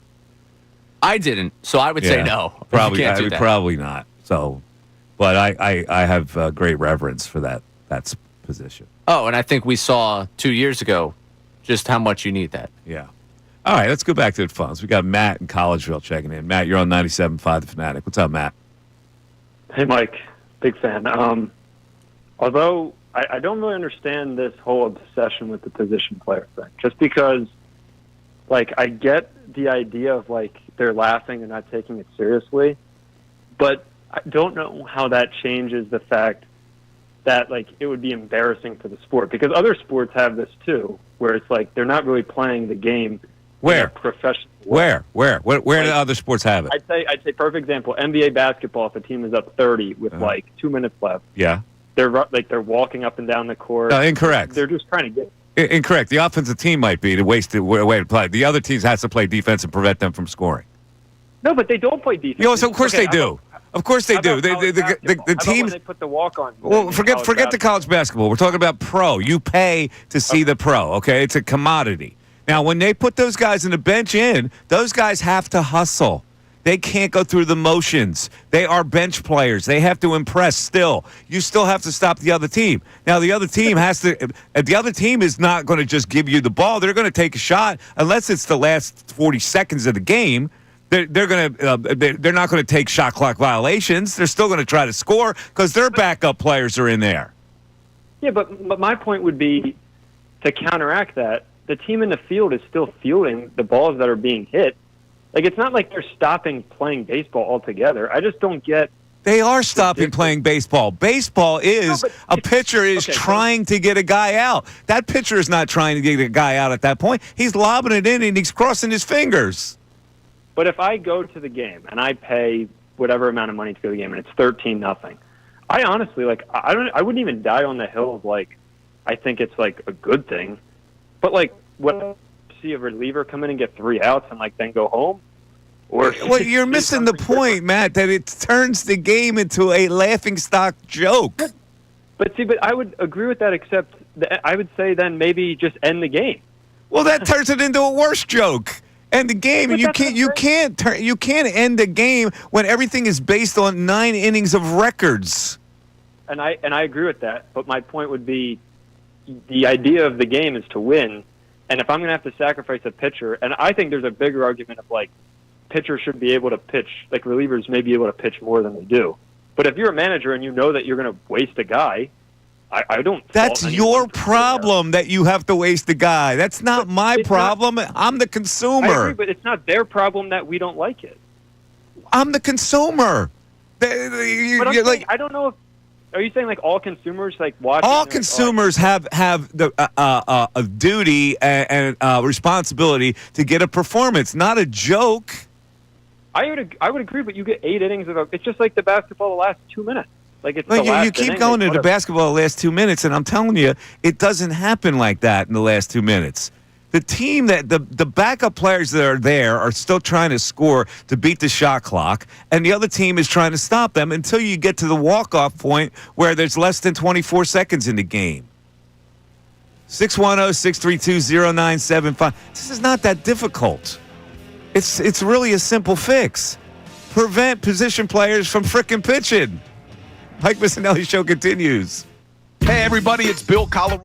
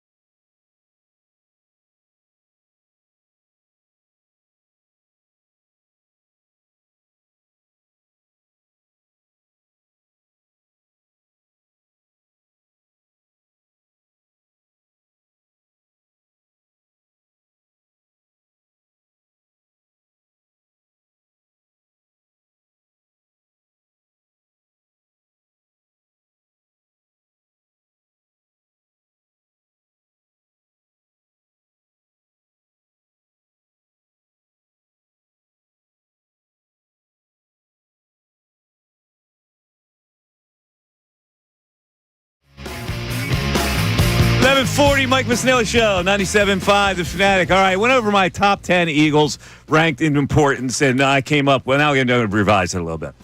So I'm going to go Jalen Hurts, number 1, Saquon Barkley, number 2, Jalen Carter, number 3, Lane Johnson, number 4, A.J. Brown, number 5, Quinton Mitchell, number 6, then Jordan Mailata, then Nolan Smith, who I think has got to be really important this year as their top rusher. And then I'll go Dallas Goedert, and then I'll go Zach Bond 10. And we'll get to our bottom 10 in a second. Let's go to the text board. A lot of Eagles text on this. Ray, what do you got? Zach from Seattle here. Need Cam Jurgens in the top 10 of the list. Centers usually only get talked about when they play bad, so I get why he'd fly under the radar, but we're very fortunate to have someone like Cam step in for Kelsey and not miss a beat. A meritorious text there. I have Cam Jurgens in the early part of my back 10. Another texter here. Lane should be top 3. They lose whenever he's not there. And the end of this text, I'm only reading for your enjoyment, specifically him and Big Dom. Yeah, well, I'm not including Big Dom on the list. Where would you have money list? 610, 632? Shane from Philly here. He doesn't get enough acclaim now. I got to put him on a top 10 list. Still waiting for our socks, man. Good Lord. My order of importance for the Eagles would be Hurts, Lane, A.J. Brown. Look how the team operates without those guys. Hurts, Lane, A.J. Brown. Look how the team operates without Barkley. How about that one? Come on, you kidding me? Seriously? You going to put A.J. Brown above Barkley? That's what he said. Yeah, come on, man. Let's go. A.J. wasn't there in the Bucs game. Yeah, let's go. Come on. All right, we got Mike from Delco here checking in, saying I have Barkley 1, Hurts 2, Carter 3, and from there on you could start making arguments, but those are my top 3, and you can't change them. That's my 3. That's my top 3. He just has Barkley and Hurts flipped. Oh, he has Barkley 1. Yes. Oh. Yeah, I don't know how you can have Barkley ahead of the quarterback. Can you? The quarterback is, Yeah, I just don't think you can. In this NFL, I mean, the reason why Barkley wasn't the MVP last year is because how much you value the quarterback at this point. Yeah. And his unique skill set also allows different things within this offense to work, and I think also helps their running game and allows Barkley to have some of the success that he has. All right, let's go back to the phones, and we'll go to Reggie is currently our traveling truck driver in Salt Lake City, Utah. What's up, Reg? Reggie? Where is he? Is he not? I'm trying to click him on here, Ray. It's not working. He's on hold? What's going on with our phones all of a sudden? Do we have a phone problem? Yeah, we do.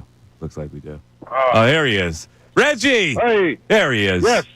How are you, Reg? Ray, how you doing? I'm doing good. I'm doing good. Salt Lake City is a beautiful city, by the way. Yes, it is. Yes, it is. And I've been to the arena. They have a statue of Karl Malone and John Stockton out front. Beautiful place. Beautiful place. Yeah, it is. It's breathtaking. The backdrop of Salt Lake City, Utah. Yep. Yes. Now, Ray read that guy that said he never agrees with you. Yeah. I will never agree with him because he crawled out from. Did you? There was a movie, sci-fi movie, Cannibalistic Humanoid Underground Dwellers. Chud were the letters. Crud? Chud. Crud, yeah. That was a movie, yeah. Yeah, that dude, as soon as he said what he said, and you said, how could he not agree with pristine logic? Yeah, pristine logic. Yeah, because he's a chud. He's a cannibalistic humanoid underground dweller. Mentally. It's funny. People say that a lot. I never agree with Mike, but now I go, okay, give me the things you don't agree with. Like, I think it's an easier thing to say than in reality. Yes. Yep. Because they don't want to give me the benefit of the doubt because I'm a, quote, loudmouth. A guy called me a loudmouth earlier today. I don't listen to you much anymore. You're kind of a loudmouth. All right. Okay, thank you. That's where most of them. There's a group of them. They got free admission, too, into that humanistic underground dwellers mentally. I hear you. I mean, you've been doing it so long, you don't need me to say it, but the truth is, you do give logic. They don't listen to it. They don't. I try to be listen as to it. logical as I can without. I never give hot takes. I give logical, assertive opinions on things. Yes. All right. And when people say they don't get it, they don't want to get it. That's what they're. They don't want to give me the benefit of it. They don't want to give me the satisfaction. Yeah. I get it. I get it. But you again, a position player pitching in football. If they took defensive tackle, linebacker, and let him play quarterback, you don't normally do that. And they want to save the backup quarterback's arm for another. No. No, they don't do that in any other sport. They don't joke it up. They don't. Except for the kneel down, where I guess in football it's more of a safety issue than anything. I guess. Yeah. But I don't like the kneel down either. I've learned to accept it. But what that was yesterday was a joke. It was an absolute joke to have Mike Yastrzemski throwing 56-mile-an-hour pitches towards the plate, and guys just sitting back there waiting to get a ball in the strike zone so they could tee off. So while we examine the different rules in sports that could be wrong or just have an interesting, like we've accepted but might not be right. You mentioned the kneel down. Yeah. How about the reverse, where you're trying to come from behind in a football game and you spike the football? Isn't that technically grounding? Yeah, I don't like spiking the football either. All right? Mm-hmm. So I'm on the same page. So I'm pretty consistent here. All right, but you would advocate for a ban of it then? Yeah. Yeah. Okay. Spiking the football? Yeah. And kneeling? No, kneeling I would. The game's still going on. Yeah, I paid to watch 60 minutes of football. Kneeling, well, kneeling is not the same as turning it into a joke because you're giving up on the play. You can give up on any play at any time. And they're giving up on the game by throwing a pitcher out there who's a position player. No, that's turning it into a joke because it's not a completed play. When you kneel down, the play's over. When you're throwing a 56-mile-an-hour fastball, the game's still going on. Right, the game is still going on when you're kneeling. No, you're just wasting it down. And then you go on the next down, and you waste that down too, and then the clock runs out. Right. But if I'm a consumer, I want to see action. At that point, you don't want to see action. Well, at this point in the game, do I still want to see action out there on the mound? If it's 11-0? Yeah, because you're entitled to see the action on the mound. But I'm not entitled to 60 minutes of football. All right, I'll tell you what. Since you're so arrogant about this, let's just let's not have the kneel either, and I'd be okay with it. Okay, I'm just asking. Okay, I'll be okay with it. Since you now convinced me that the kneeling down is a joke, but I don't think it's as much a joke as throwing 58-mile-an-hour I don't either, but I want to see where the line is here. Okay, well, I'll draw the line now. No kneeling down. No kneeling down. No kneeling down, and no spiking. Okay. All right, we good? Sounds good. All right, thank you. Let's go to Greg in Bethlehem. Greg, you hold on. We're up against a break, and I want to give you full bore, and we'll get back to our Eagles text, and we got the news at noon that's coming up shortly, so stay tuned. Buckle your seatbelts. The show is not done by any long shot. Back after this. Fanatic Sports Update. Crush the Giants. I'm Ray done with this Fanatic Sports Update. The Phillies thumped the Giants 13-0 on Wednesday afternoon and avoided being swept in San Francisco. Jesus Luzardo went 7 innings, striking out 7 and allowing just 3 hits. The bats obviously came to life in the win, especially Bryce Harper, who finished with 4 extra base hits for the first time in his career. Harper spoke postgame about feeling good up at the plate. I felt good. I think today just getting ahead in counts and not missing pitches over the zone and just getting ahead in counts. I think that's my biggest thing. If I can get ahead in counts and not chase and all those things, then obviously my swing's going to play. I'm not healthy. I feel great. I feel strong. Phillies had the day off today before they start a 3-game set with the San Diego Padres, their last series prior to the All-Star break. We got more news as Summer League as the Summer Sixers make their move to Vegas for another week of games. BJ Edgecombe has a left thumb sprain and will miss the Vegas opener tonight. That's at 10 o'clock against the Spurs. And last night, the U.S. Open Cup quarterfinals matchup between the Union and New York Red Bulls was postponed until August 13th. This update is brought to you by AAA Tire and Auto Service. Save up to $30 on auto repair with the AAA Triple Play only at AAA Tire and Auto Service. Offer valid through July 31st. Details at AAA.com/mycar. I'm Ray Dunn on the home of the Sixers, Flyers, and Union. 97.5 The Fanatic and 97.5thefanatic.com.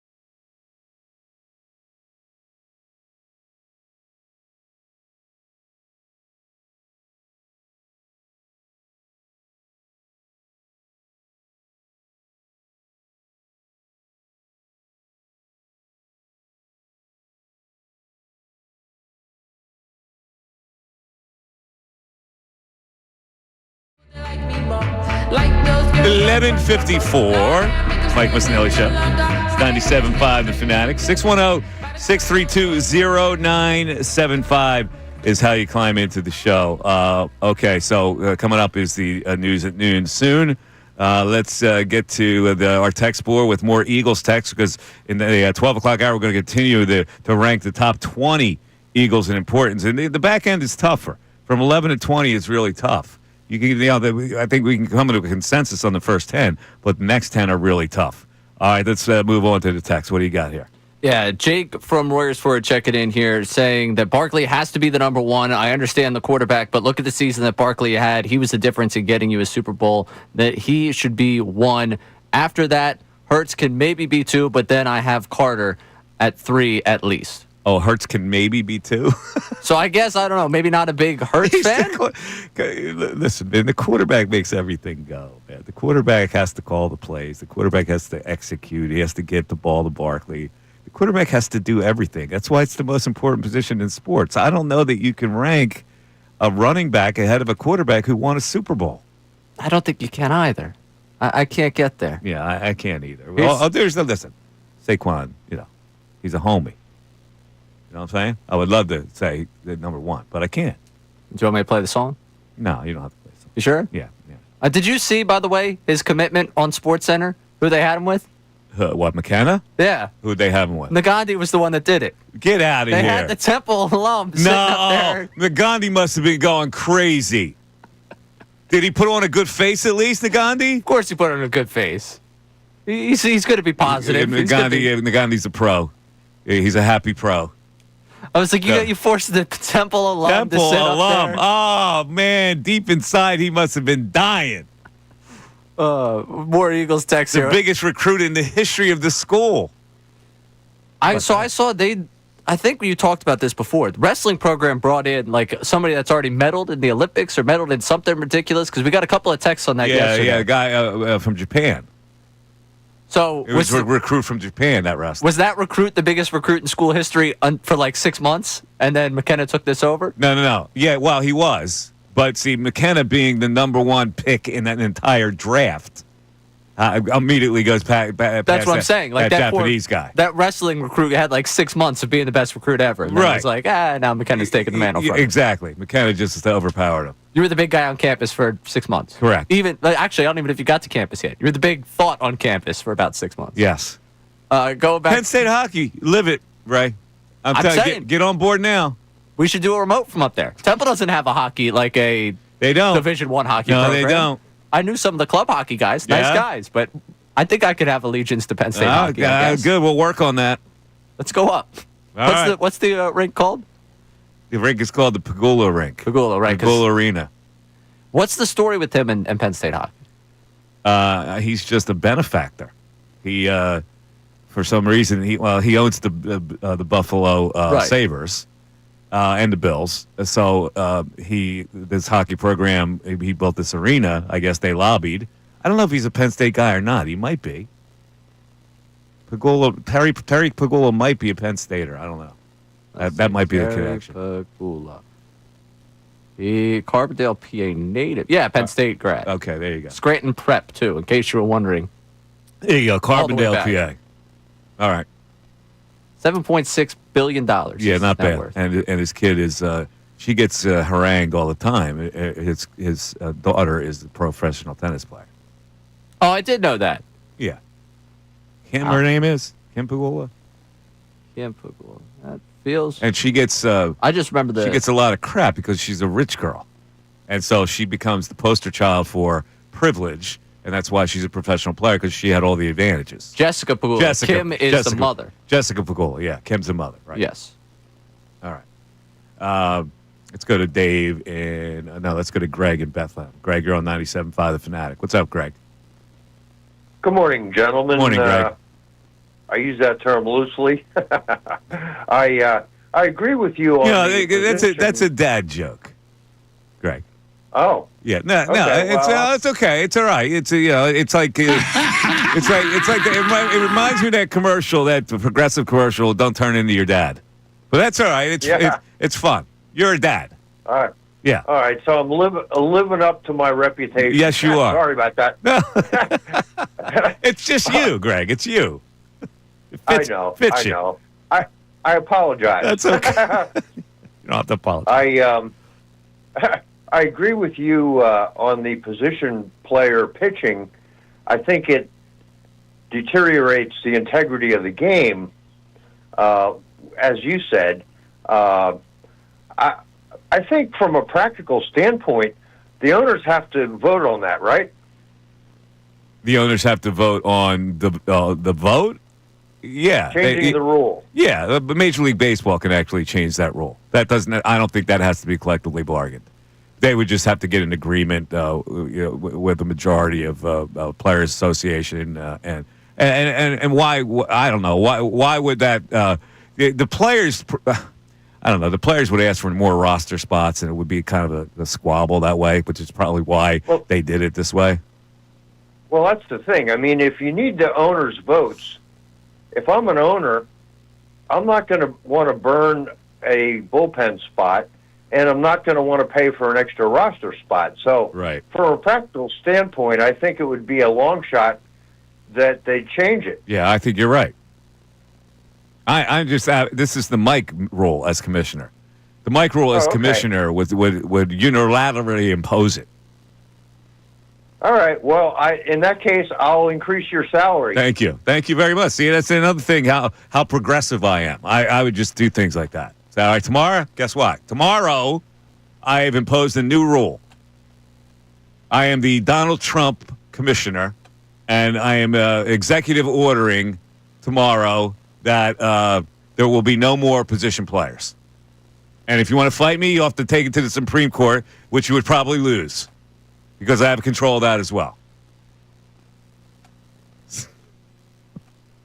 610-632-0975. You're listening to WPEN and WPEN HD1, these Burlington, Philadelphia, Beasley Media Group station, broadcasting live from the Comcast Business Studios, powering possibilities. It is noontime. Enjoy your lunch, everybody, over another edition of the News at Noon. There's a whole lot going on in this world. It's time to catch up. Here's the News at Noon. 97.5 The Fanatic and 97.5thefanatic.com. We're going to start the News at Noon today with a little game show feel. Right, Ray? That's right. I really enjoy one thing that comes out of Jeopardy. Not just the show itself, which I do enjoy. But I love the smartest people out there looking like absolute fools when it comes to sports. Isn't it? Is it interesting? It really is. Mm-hmm. You dedicate your entire life to studying up. But sports is so irrelevant to the intellectuals. It's amazing. Yep. Which is how I ended up here. You study your whole life, and then you get a sports category on Jeopardy. Yeah. And the question last night, what point value is assigned to a safety in the NFL? Take a listen. Number of points a team gets for a safety in the NFL. Scott. What is 3? Sorry, no. Rahul. What is 1? Also incorrect. Sarah. What is 2? Right in the middle. It's 2 points for a safety. I love being at parties, right? This has happened to me several times in my life. I've been to a party, and I never tell people what I do, because to me it's not, it's not that important. It's not a conversation starter. If somebody asks me, I will say it. So, hey, what do you do for a living? Well, I'm a sports talk host. And they go, oh, sports, I'm not into that. I'm not into sports. I go, well, nice talking to you. Here's a Ritz cracker with a little, some chopped liver on it. I'm going to be over here if you need me. I'm not into sports. Oh, well, that's why I didn't tell you what I was doing in the first place. You asked. The courtesy, like, oh, that's cool, and move on. They couldn't just give you that. Yeah, no, they go. They blatantly go. Oh, I'm not. I don't know. No, I don't know anything about sports. I go, okay. Well, let's talk about world peace. Can we do that? Here, give me a little bullet bourbon over ice, and we'll sit here and we'll chat about world peace. I've gotten that on a date where it's, oh, what do you do? Oh, I work at radio. Oh, what kind of radio? Sports. I don't really listen to radio. I'm not that big into sports. I said when I was a sports writer. What do you do? I'm a sports writer. Oh. Give me that. It's like, yeah, I'm not that big into doing taxes. Like, but you being an accountant, I don't have a problem with it. What do you do for a living? I'm a nuclear physicist. I find that extremely boring. Sorry. I can only discuss sports. Bye. Yeah. All right. I didn't like science class, so now you are below me. Yeah, yes. All right, what's next? All right, next up, Bill Belichick. And I'm playing this one specifically for you because I think this is good reinforcement to the way you feel about all the Bill Belichick coverage. Ryan Clark was on Green Light with Chris Long, and the two of them went back and forth about the criticism that Belichick has faced and what they've watched from him since he left the Inside the NFL show that they all did together following the season. Do kind of hate it. It's like when he moved out from us, got to North Carolina, everything's been about his relationship. And I feel like some of the equity he built up doing TV, they've taken away from him. I don't like that if we're going there for a second, because I think a lot of people have been waiting to beat Bill up because he's always had the upper hand with the media. I think he's always had the upper hand with the media, and he's got a younger girlfriend. He is not the first older to like younger women.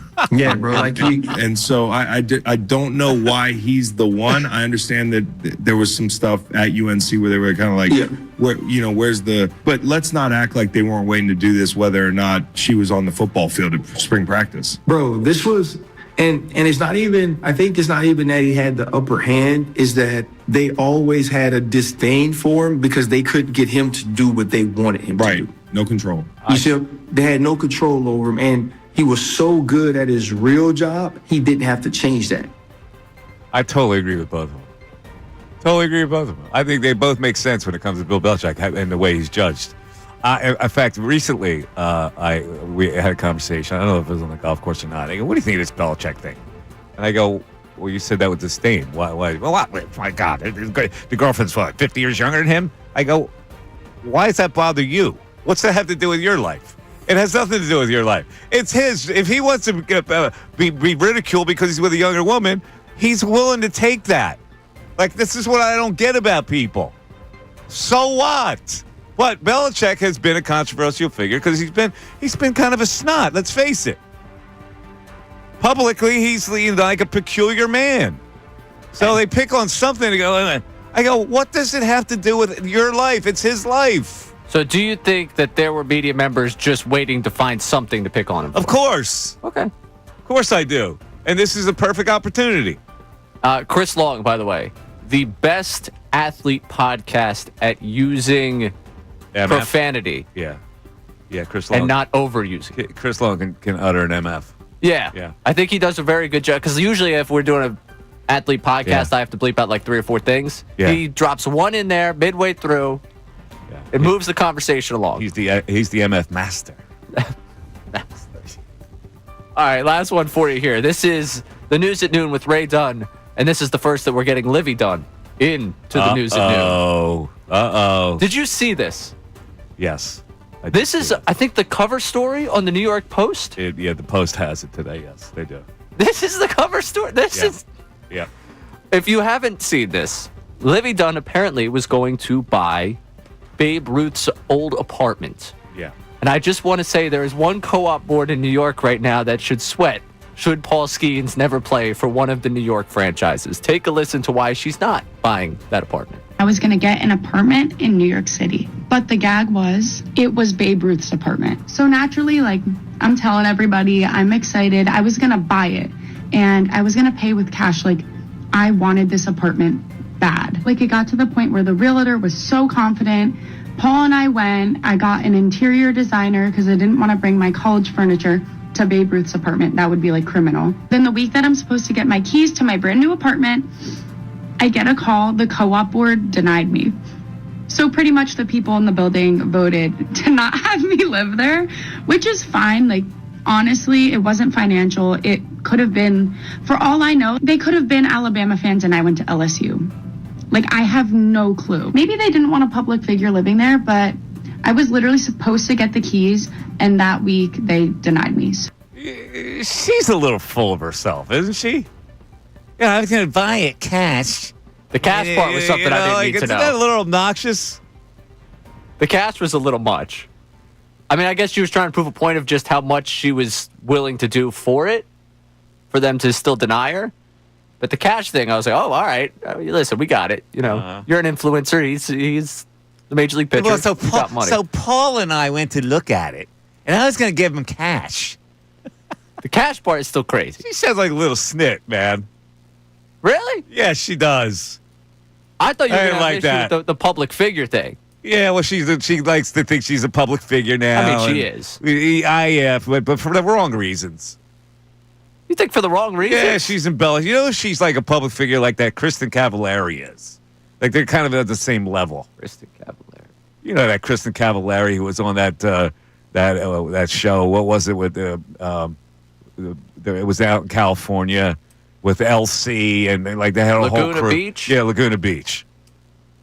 I mean, I think she's still rolling with that fake celebrity hood. I think she's just doing. I mean, she's a TikTok star. Like, yeah. I don't think that's the wrong reason. Oh, you used a social media platform. You got famous off it. All right, whatever. She sounds like a snip to me. By the way, speaking of romances, do you see this? And that's the news at noon. TB12. TB12. Summer romance. Sofia Vergara. Yeah. The man's life. He likes the Latino blood.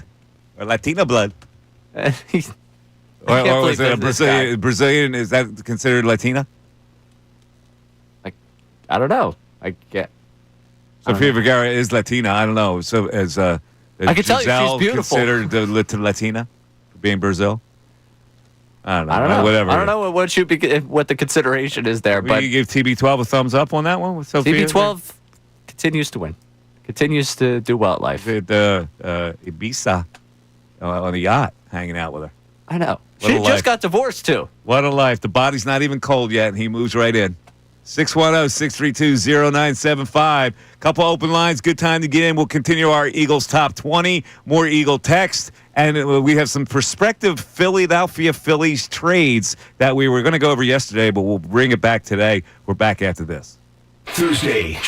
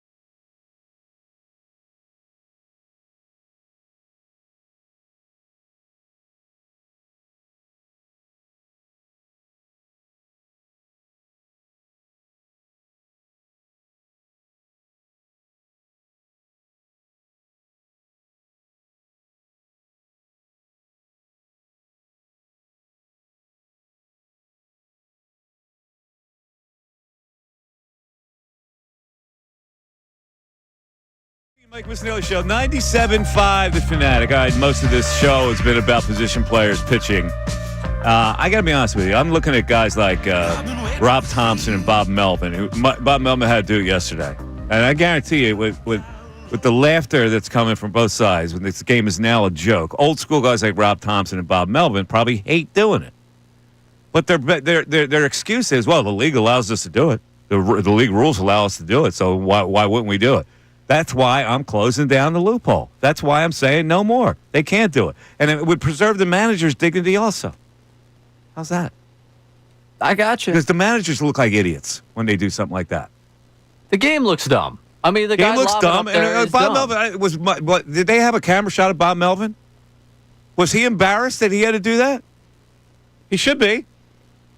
I think at this point they probably got past the embarrassment because everyone does it. Like the first guy to do it consistently, it's like, oh, what is this guy doing? And then once everyone gets inside they're boiling that they have to do it. I get why they're upset they have to do it. But if they throw that pitcher out there today, and then tomorrow someone comes to them in the organization is like, oh, by the way, that guy's down today, they'll be like, well, why did I do that in that game, in that situation? Why? Because your team let you down to the point where you got down by double digits. So I'll eat it.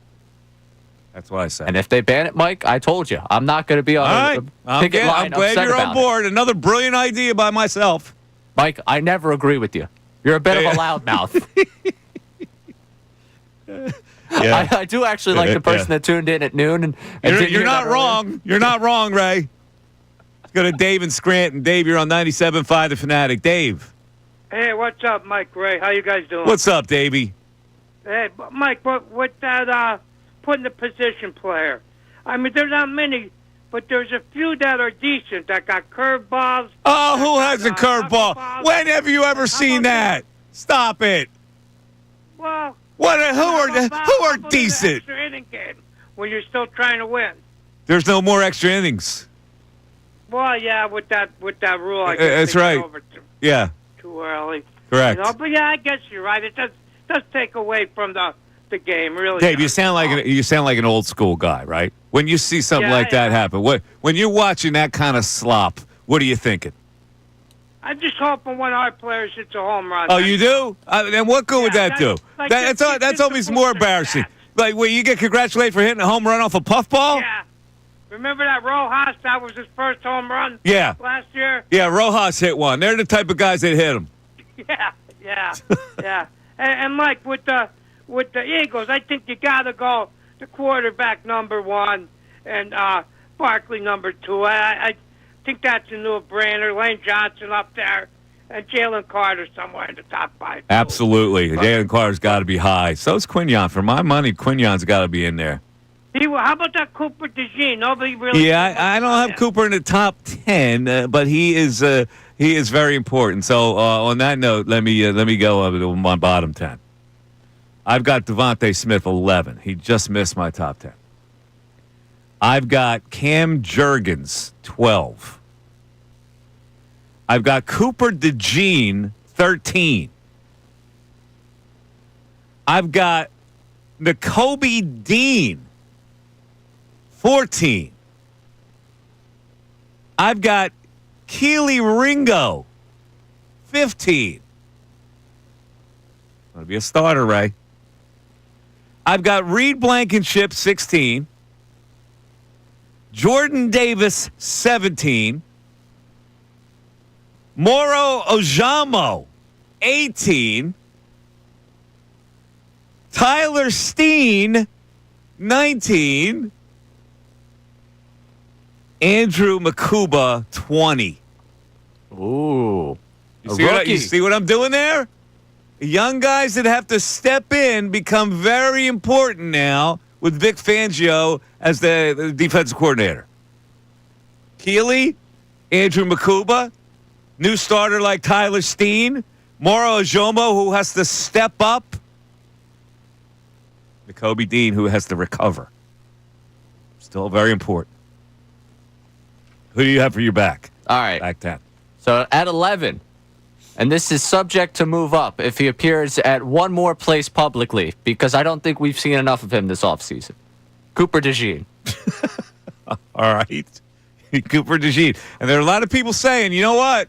This offseason could come back to haunt him. I listened to the morning show talk about that yesterday. That one more trip. I want one more appearance at the shore for him. Then maybe he's a top 10 important guy for me, because then I'll be worried, actually. Uh-huh. We've seen so much of him. Cam Jurgens, number 12 for me. Okay, that's why I have him at 12. Landon Dickerson at 13. I forgot about Landon Dickerson. That's my bad. That's a good call by you. I forgot about him. Dallas Goedert finally checks in at my list of 14. Very low for DG. I know. I feel a little disrespectful doing it, especially considering all the conversation we had about him. Yeah. He was the one thing from like March to May or whenever they finally settled all that up. He was the one thing that we kept coming back to on that offense. Other than that, we had nothing to talk about that offense. Yep. Reed Blankenship at 15.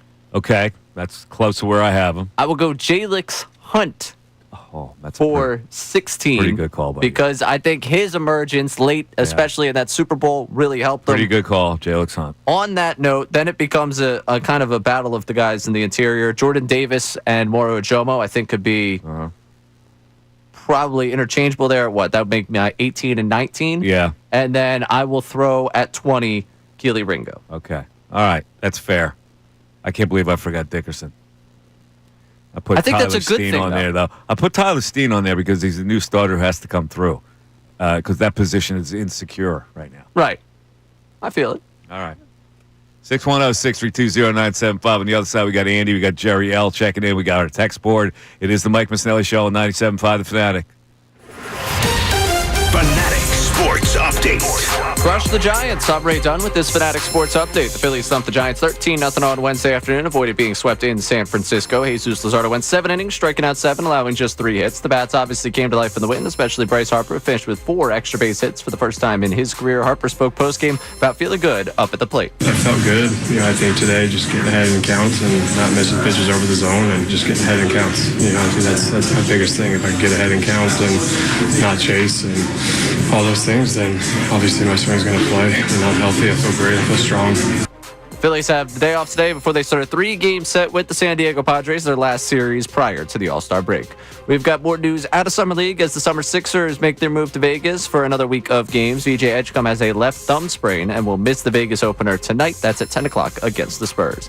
And last night, the U.S. Open Cup quarterfinals matchup between the Union and New York Red Bulls was postponed until August 13th due to weather. This update is brought to you by Macy's Backstage. Macy's Backstage is a whole new floor inside your Macy's, and right now you'll find the latest summer styles all for under $25. With new arrivals every day, you never know what amazing deals you'll find. I'm Ray Dunn, the home of the Sixers, Flyers, and Union. 97.5 The Fanatic and 97.5thefanatic.com.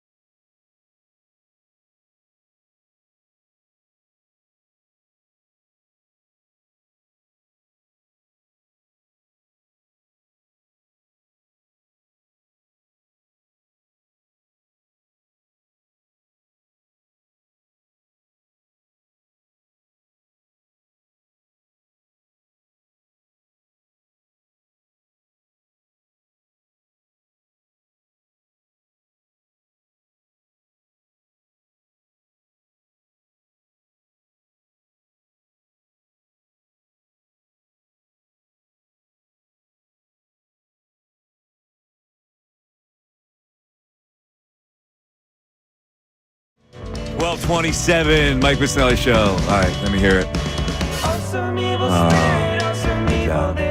A blend of voices. By the way, Matt Menarick helping us out. I saw where he put some newies in there. Thank goodness. Yeah. I could not figure out the rotator for the life of me. He did put some newies in there. One quick thing on Bryce Harper. He had 4 hits yesterday. Everybody goes, oh, he's back. And I hope he is. Now, he hit 4 balls the other way. Well, or at least 4 balls not to the pull side. Now, there are a couple things you could look at and go, okay, he put in the pitch and play where it was pitched. Pitching him away, went with it. That's good. That's all good. The other thing is, perhaps he's not pronating enough. Pronating is turning your wrist over and rotating your wrist to get to the pull side, where he has to kind of be effective. To be a home run hitter, you have to get backspin on the ball and lift it in the air to the pull side, and you get a lot more home runs that way rather than hitting it the other way, even though he can at times. So before that game happened yesterday, I talked with Jason Stark, the world-famous Hall of Fame writer, about Bryce Harper, and we kind of shared the same worry about whether Bryce can be a pull hitter anymore. Here's what Jason had to say about it yesterday. We have not seen him consistently be able to hit the ball hard in the air to the pull side at any point. 4% pull rate on balls in the air this year. Unheard of for Bryce Harper. Now, to me, that speaks of a wrist soreness situation, where you're kind of pushing the ball instead of turning over on the ball. There are times when you don't want to turn over on the ball because it turned out to be a ground ball at second base if it's a ball on the outside part of the plate. I get that part of it. But a power hitter like that would like to pull side it and get it high and get it out of the park a lot. And maybe his home run total is down because of that, Ray.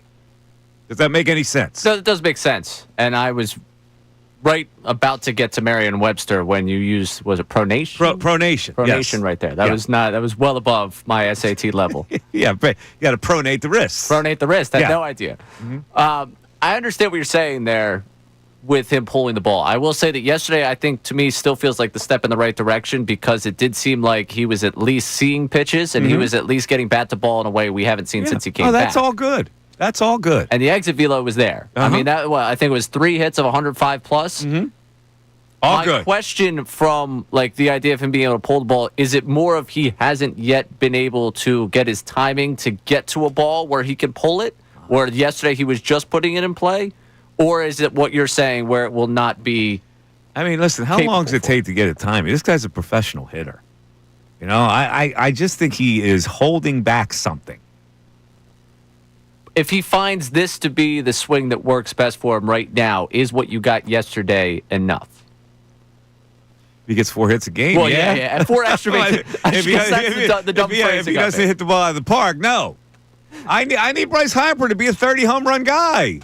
I understand. I understand what you're saying there. I think the one obviously was a home run. One of his doubles, I think, was a home run, like a third of ballparks across Major League Baseball. Yeah. So yes, if he has 4 hits in a game, that's all good. Yeah. Or it's 4 out of 5. That's good. All right, this show officially pro Bryce Harper having 4 hits a game. Yeah. Glad that we got that out on the record. If Bryce Harper gets 4 hits and 5 at-bats every game, the Phillies win. Okay. Glad we cleared that one up. But I just mean that if his power is pushing the opposite way, if he finds this and this is something in his swing where he's able to push it like that, is that enough? No. Okay. It's not. He's got to hit the ball of the yard. Let's go back to the phones. Andy in Lambertville checking in. What's up, Andy? How's the shop doing? Hey, good afternoon, Mike. It's going well. When are you coming up this way? Yeah, I haven't been able to get up that way, but I will. I promise. I know. I feel like we're at that Saturday Night Live skit when Colin asks Norm to have a beer. He's like, yeah, and he says, when? Yeah, you know? no, I hear you. That's my bad. Hey, speaking of Lambertville, did you ever look into the Marquis of Debris? The what? You remember him? The Marquis of Debris? Oh, the guy that there was a movie that I was in that got based on that guy. Yeah, he was something else. His name was Jeffrey Hamilton. Yeah, the guy in New Hope. Yeah, well, he was Lambertville. But anyways, okay. Yeah, these guys did it. Well, I don't even know the story. I filmed a couple scenes. These guys did it. We're doing a movie on him, and I don't know what happened to him. But I had to roll up and we filmed a couple of things based on this guy. Yeah, he was a buddy of mine. He actually he used to clear out like attics and basements. Yes. For, he found a Jackson Pollock painting That's worth like exactly $2 million. what the premise. That was the premise of it. Yeah. What his life was the after moral that. dilemma. Yes. Yeah, he was in a moral dilemma, and he did the right thing. But anyway, also I want to give a quick shout out to the YouTube chat family. Wonderful folks in the YouTube chat. Okay. And the last thing I wanted to ask you about or talk to you about is this position player thing. I think I agree with you in terms of the integrity of the game and so forth, but I think you're way off base when you talk about consumption because, let's face it, if the game's 13-0 in the ninth inning, we're turning it off. The game's over, right? But if you see some schlub come in, a position player, and he's lobbing him in, and everybody's laughing, and the guy gets hit, and he falls down, it's fun TV. So you're actually staying tuned in to watch that. So see, I don't know. I'm a baseball purist more than a guy who wants to laugh at nonsense. But in the ninth inning in a 13-0 game, you don't have a sense of humor about it? I don't. I think it's a joke. All right, well, that's fair enough. Yeah. No, I lighten up really a little don't. bit, my guy. Well, to be baseball to me, you shouldn't turn it into a sideshow like that. All right, I got you. All right, well, have a great day. We'll talk soon. You got it, Andy. This movie, these guys were doing a movie called The Marquis of Debris on this guy from Lambertville who would clean out and try to find hidden treasures. And I was in it. And I don't even know what happened to it. I think it was called The Marquis of Debris. I don't know if they ever got it together, but they went through the whole thing. They hired a crew. They had a film crew, and I forget what my part was in it.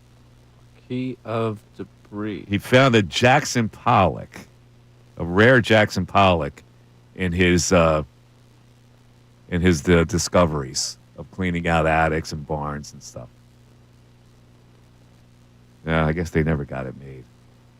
I don't know. When you look it up, somebody wrote about Marquis of Debris within the last week and a half.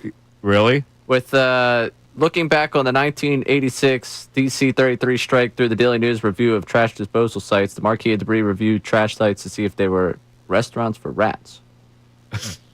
Am I in the right ballpark here? No, I don't think that's it. These guys, I'm telling you, these guys did a movie based on this guy's life, and I somehow had a part in it.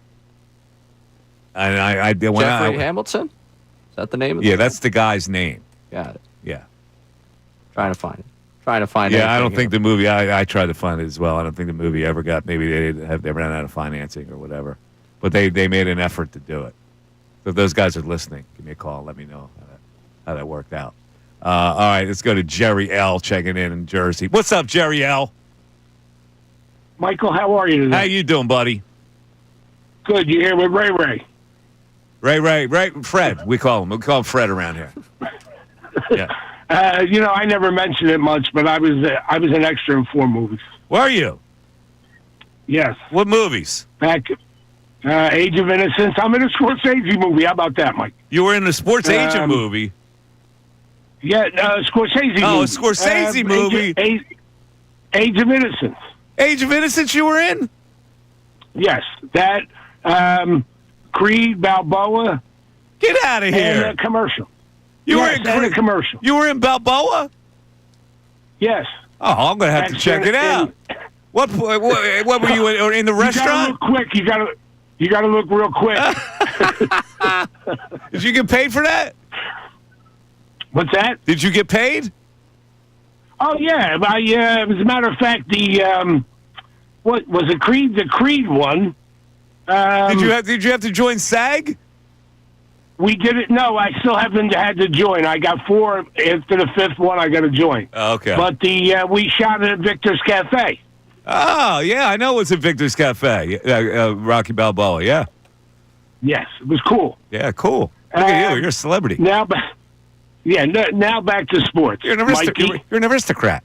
All right, what else? Yeah, come on. I'm a celeb. The 2 things. Mm-hmm. When you look at that picture, it's like kneel down at the end of a football game. if you really ask them to play 4 downs or 3 downs to kill the clock, there could be an injury or two. I think that's the basis for the But pitching. it's not as much a joke when you kneel down and end the play. It's a joke when it's a live action lob ball.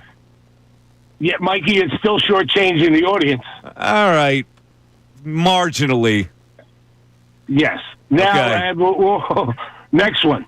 I don't know. It's hard to say. He's not further than 1A, but I think Jalen Carter playing like Aaron Donald is bigger for them than everybody but Hurts. Oh, Saquon. Come on. You talk about 2,000-plus yards last year. Jerry, come on. You're killing me here. I understand he's got that Nittany Lion on his chest. No, beyond the Nittany Lion, we're talking about an all-time record. I do not disagree in the least for those top 3. I just think Carter being real good is going to be is going to make it easier for everybody else. I totally agree with you when it comes to his impact on the game. I just would not rank him ahead of Saquon right now. I got him 3rd. I think that's plenty high. Man, 3rd. Behind Jalen Hurts and Saquon Barkley, that's pretty lofty. That is. And the more people we have in here, the more I feel like I have to move him up my list. Yeah, I think you do. He's got to be 3rd. I don't know, he's that impactful. I mean, he's the best defensive tackle, arguably, in the game right now. Baldwin was voted, what, one of the best defensive players in all of football last year? I get it. He's not as splashy. But he's a linebacker. Linebackers aren't as dominant on the field as Jalen Carter is. Jalen Carter dominates. Vaughn doesn't dominate. He makes plays. He's not LT. 610-632-0975. Couple open lines. Good time to get in. Mike Missanelli Show continues. Kincade and Salciunas. This is the Zach Wheeler year.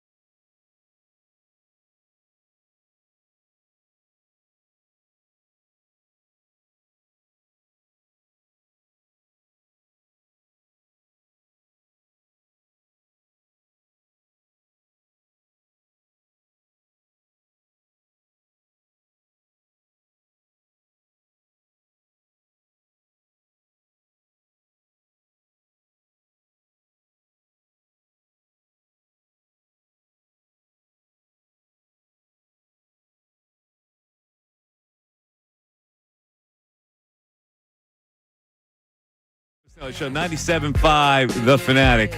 All right, Ray. Yesterday, we did an all quarter century All-Star list for the Sixers, the all quarter century team for the Sixers. We had done one earlier for the Eagles. Now it's Phillies time. I'm in. All right. Now, not unfortunately, but no brainer, Lily. You have to get the majority of 2018. Right. So the all quarter century team for the Phillies would have to include Howard, Utley, Rollins. No debate from me. All right. Now here's where it gets dicey. Third base. Would you go with Scott Rowland, who only had 2 years in a decade, or would you go with Alec Boehm? I'm going Scott Rowland. You're going to go Scotty Snotty Rowland? Yes. All right. Scott Rowland over Boehm. Even only 2 years. I believe, if I'm not mistaken, and I know WAR, what's he even talking, but I think his WAR for one of those seasons is higher than what you've gotten from Boehm in like 6. Okay. All right. So I could be persuaded, even Hall though of Famer, I I'll take dislike it. them intently. Oh, yeah, no. This is not a reflection on how much we like the guy. I hear you. Good at baseball. Catcher. JT. Over Chuchi? Yeah. All right, so we're going to go JT over Chuchi. Left field. Burrell? Is there any argument otherwise? I guess you have to go Burrell, don't you? Yeah, I think you do. Pat the bat. Center field. Got to go Victorino, right? Got to go Victorino. And in right field, interesting. Do you go Bobby Abreu or Jason Worth? Oh, we're moving Harper back out to his original position. See, that Harper now is thrown into a different spot here. 2021. You almost have to go DH. I want He's the first 2021 MVP Bryce Harper out in right field. All right, so you're going to go Harper as a right fielder. Harper as the right fielder. All right, if you didn't have Harper at your disposal, would you go Abreu or Worth? Let me look at the bats on this. How many right-handed bats do I have in this? Do I need another right-handed bat? I mean, probably Abreu is the right answer here. Abreu is the one that's like a borderline Hall of Fame. All right, so Jay Worth gets knocked out of the box. Which is a shame. He's a friend of the program. Outfielder. He is a friend of the program. All right, so for the record, your lineup on the field is Howard, Utley, Rollins, Rowland, JT, Burrell, Victorino, Harper. I think I'm winning a lot of baseball games. Pitching staff. Halladay, Hamels, Lee, Nola, Wheeler. Yeah, I think those Am are I the five. forgetting anybody? No, I don't think Oswalt belongs on that list. No, he doesn't. Trying to think who else from this stretch. I've got an 8-man bullpen. Ranger probably doesn't belong on that starting list. Like, it's hard to argue against those 5. Those 5 feel like the defining one. I know a lot of people don't like Nola. They would try and find ways to leave him off there, but I don't think you can really leave him off. All right, let's go over to bullpen now. All right. Lidge, Papelbon, Mesa. Ooh. Mr. Table. Madsen. Madsen has to be there. Romero. Yep. Brett Myers. Ah, wow. Get Myers onto this list. Would you throw Alvarado in there? I think you have to. Like, right now, part of the bullpen problems to this team actually stem from Alvarado. But I think in terms of the big quarter-century picture here, how many lefties you got with that velocity? Well, I'm going to give you another lefty. Oh, no. Billy Wagner. I should have known you were going this way. Well, if I'm saying we're just going strictly off the baseball here, you got to put him right. You got to put Wagner in there, right? Yeah, no, you have to. So Lidge, Papelbon, Mesa, Madsen, Wagner, Romero, Myers, Alvarado. And you're all quarter-century team. Can I... If we're going with guys that were starters, that were all, like that also... Well, who else are you going with? Bullpen cameo. I don't know. Is this the way I get Ranger on this team? Oh, you want to go Suarez? He closed out a pennant. in the bullpen. I think Suarez gets knocked out of the box. Neither good enough to make the starting rotation nor enough notoriety for the relief.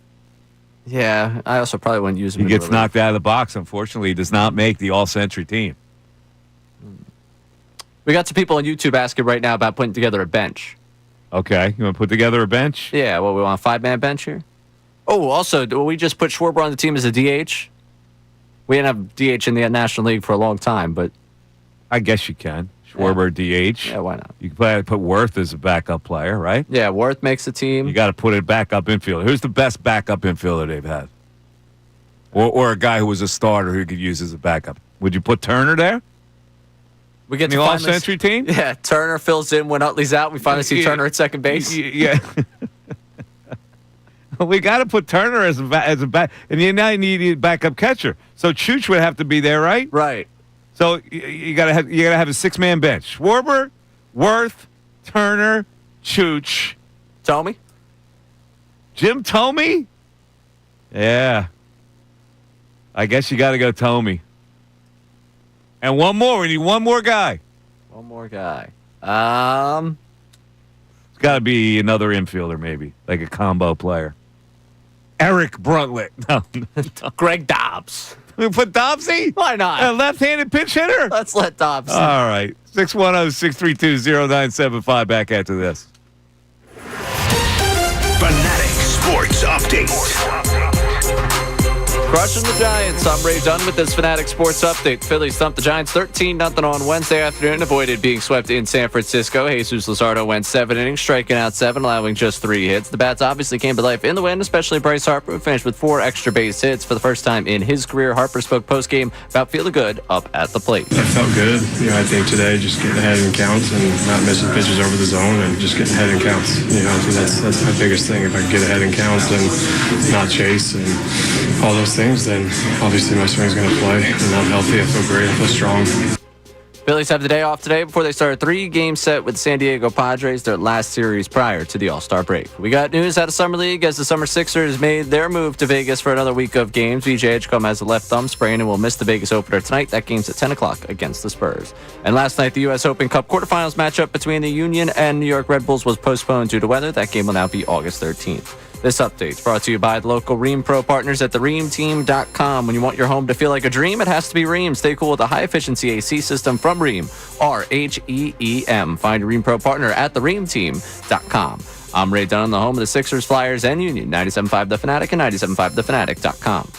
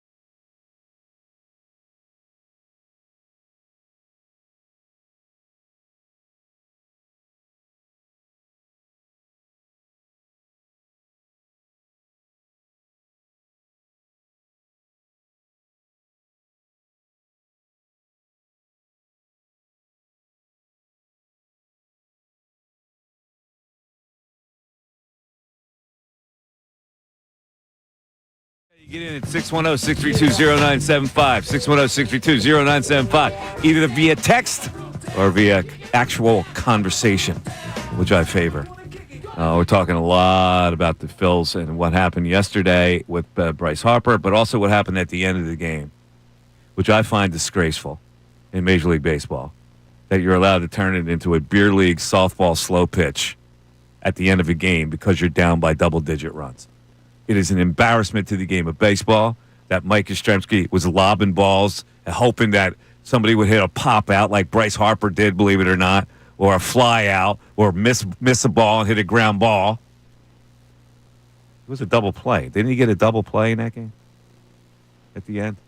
Did he turn two? I think they did. They turned two, didn't they?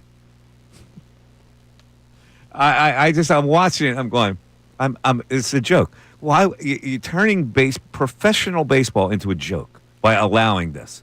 I just don't get why they would allow it. The powers that be. Now, managers, I guess they like it. They preserve an arm in a blowout. But guess what? That's your fault for getting down by that many runs. You have to use your entire pitching staff. That's what I would change. If you're going to be progressive about this game, let's be progressive. Let's not turn it into where we have a provision that can turn baseball into a joke. And most of the people are on my side today. We also have some text about Bryce Harper, which I've said, not pulling the ball is problematic, even though he got 4 hits yesterday. On the day we talked about him not pulling the ball, he hit 4 balls kind of the other way in that game yesterday. Now, 4 hits will take it any time.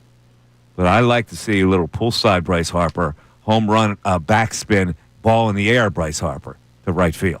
What are the texts saying? All right, Bob from Spotswood here. Regarding Bryce, I'm not looking at this past game to gauge the health in his wrist. Look at all the other games, and he has looked like a shell of himself. Hopefully this is the start of him going on a long and overdue heater. Well, I think everybody hopes for that. 4 hits is a good start to go on a heater. But again, didn't pull the ball. We got Mark from the Northeast here. We should not care if he is hitting homers. I'd be happy with timely singles, doubles, and with people on base. Give me 10 more homers, 60 doubles, and 60 more RBIs, and we would be fine. Yeah, that's not going to cut it, unfortunately. See, a lot of people look at that and they go, well, yeah, just give me that. No, he doesn't have to hit a home run. He has to hit home runs. He must be a home run hitter in your lineup because that gives you 2 bona fide home run hitters. Look at the teams that win. They hit the ball out of the yard. You can't have doubles and singles when it comes to Bryce Harper. He's a power hitter. He's a run driver inner. Need home runs from Bryce Harper. What else? They're not pitching to Harper. They're going to try and avoid him, so they pitch away. You take what's given to you, and that's what he's doing. He had 4 extra base hits yesterday. Let me ask you a question. You think they're pitching away from Ohtani? Yeah, I think they're trying to avoid pitching to anybody who's a power hitter, you got to be careful with and try to pitch away from him. Then the onus is on the hitter to adjust to it. You can't excuse it by saying, well, they're pitching away from him. He's a superstar player. To Harper's credit yesterday, I think that was the beginning of the adjustment to the pitches he's seeing. Not necessarily the swing, but I thought yesterday, and I think this was something that Gelb noted in the Athletic yesterday following the game, that he was taking the first pitch more and found himself in more favorable counts because he's found himself down the count a ton and has chased a lot. Mm-hmm. So I think that approach makes me feel better about where he's at because he's found something to click in on that might help him out. The issue is still with him pulling the baseball because he still didn't do that yesterday. Always going to be a pitch that you can pull, whether they're pitching your way or not. They're going to make a mistake. That's the pitch you have to pull. Or you can still pull pitch that's away if you're a great hitter. If your wrists are sound, and I'm thinking that maybe his wrists aren't sound, and that's why it's easier for him to hit the ball the other way. Now we'll need more games to figure that out, but I'm gonna look at to see what he's pulling. If he's not pulling, he's not pronating, Ray. Which now I found out about. Someone else had another word for turning the other wrist and the way the wrist turns. I'm learning so much about wrist movement here. Yeah. Pronating, and I forget what the other one was. Something. I don't know. I saw something in the chat. Subligating? That sounds right. Subligating. I don't know what that is either. But well, look it up. Should It's I? 1 o'clock. It's the Mike Missanelli Show. You're on 97.5 The Fanatic, WPEN, HD1, Burlington, Philadelphia, Beasley Media Group Station, broadcasting from the Xfinity Studios, powering possibilities. All right, let's look at some trades, because Gelb, as you just mentioned, had a really interesting story in today about what the Phillies might be looking at and what it's going to cost them. Now, for these names that were being bandied about, like for Santana and Bednar from the Pirates, for Helsley from the Cardinals, for Clase from the Guardians. There was a story by Jim Bowden in The Athletic yesterday, I believe, where he discussed a couple of these that the Phillies could make, and for those three that those pitchers I just mentioned. Bowden says Clase and outfielder Stephen Kwan would be in play for the Phillies, but it would have to start with a package that includes Mick Abel. Now, I don't know if Jim Bowden's been looking at Mick Abel lately, but I don't believe that Mick Abel heads a package that gets Clase and Stephen Kwan. Abel might be part of the package, but a package that gets Stephen Kwan and Clase would have to include Aiden Miller and or Justin Crawford. There is no way that you're getting Clase and Stephen Kwan. Clase's under contract for 2 more years at a reasonable price. Kwan is a really good on-base percentage outfielder who could take over left field right away. There's no way you're getting it for a Mick Abel package. Yeah, I don't think Mick Abel could be the only. Like, you're either going heavy in the return, where it's Abel and a lot of like your 7 to 10, 7 to 11. Yes. Or it's going to be Mick Abel and one of those position players, which, when you're talking about, I know we all love Justin Crawford for what he's supposed to be. We're talking about like the best of what he can become at the next level. Kwan kind of feels like that. So like if you don't want to have to find out about what he is at this level and you just want to get someone that's shown you he can be that at this level, kind of cool with that. So if Crawford's in that deal. You would. Yeah. Abel, Crawford, Clase, and Kwan. Yeah. I think I would too. Yeah, I think I would. Now, my future center fielder is Crawford. There's no question. I would have to give up on that premise. Right. But if you're going for it, adding a high-velocity arm like Clase, who could be a high-leverage guy, and an everyday outfielder in Stephen Kwan would be absolutely worth it for me. Now, it does beg the question because he goes out there, he plays left field for you, and he's Gold Glover at this league. Mm-hmm. He still doesn't bring the pop for this lineup that you would want. But we talk about their failures in the postseason offensively because they're all the same. Mm-hmm. This guy's different. He gives them a little more diversity in the lineup. He would. And I appreciate that about what he's bringing up. I just don't know if it addresses really what they need from the right side. Yeah, you would like more pop. You would definitely like more pop. Right. But if I can grab a guy like that with Clase, I'm in. You're also tremendously left heavy in your lineup. Yeah, you are. Again, I'm giving you the downside to it because right. No, you're not wrong. I just want to You're balance. not wrong, as Bill would say. I appreciate that. Well, I don't know why we don't have that as a drop. I'm going to get him to record that for us. Now, for Ryan Helsley, Arun Escobar and Griffin Burkholder. Arun Escobar is the 6th-ranked prospect in the Phillies organization. Griffin Burkholder is the 9th-ranked. That's a no-brainer for me. Yeah. If I could get Helsley for that, I'm in. I'm interested to see whether or not Dombrowski's going to go after another rental. Because it does kind of seem like you've talked to Jason Stark a number of times about this, and when Dombrowski was on with Stark, he did kind of give the leaning that he might want someone more controllable. Because he also might be sick of having to trade good prospects for the 1-year rentals that he has to like. Yeah, well, but here's put himself here's the example. I mean, here's the lesson. The 1-year rental he passed on, he could use right now in Jeff Hoffman. Well, or so you get him under contract. Right. It's always that. You always can get a guy under contract instead of looking at him as a 1-year rental. Right. And I think hindsight's 20/20 right now. I don't think a lot of people were banging the drum for Estevez after the season. If they had given that contract that they gave to Romano, or if they had given the contract that the Royals gave to Estevez instead of giving the Romano contract out, I think we are probably talking about a better bullpen right now. Absolutely. Now, for Bednar and Santana from Pittsburgh, it would definitely cost you Crawford.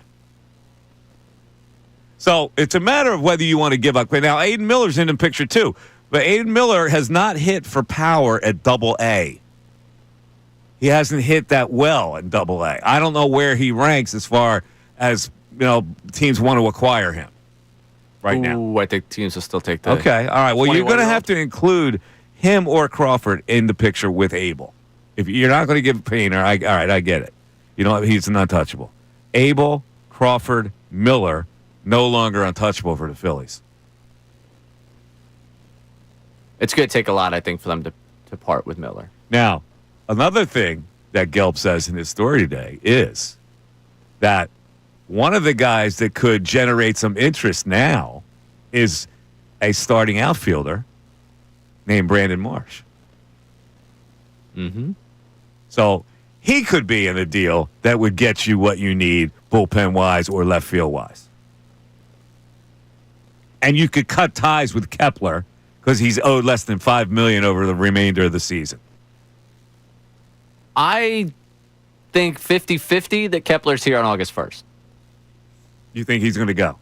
I do. I think he's going to be the latest in the late season DFA. Okay. I think you might be right about that. I think he goes by the way of Whit Merrifield, the way of Didi once Stott developed. Remember Didi Gregorius? Yeah. Didi was like a thing in August DFA once they realized after the trade deadline they had no use for it. Weren't they talking about it on the broadcast the other night that Didi Gregorius never hit a home run to the opposite field in his career? Yeah, it's incredible. He never has? The spray chart for him is unreal. He never had the problem Harper's having right now. He could not hit it the other way. He was a pull-side hitter. He pronated, Ray. That's why. Pronated. He pronated. All right, we got a couple open lines. 610-632-0975. We'll get back to some text. A lot of Harper text. The pronation text. Mike Missanelli Show continues. ESPN's Adam Schefter.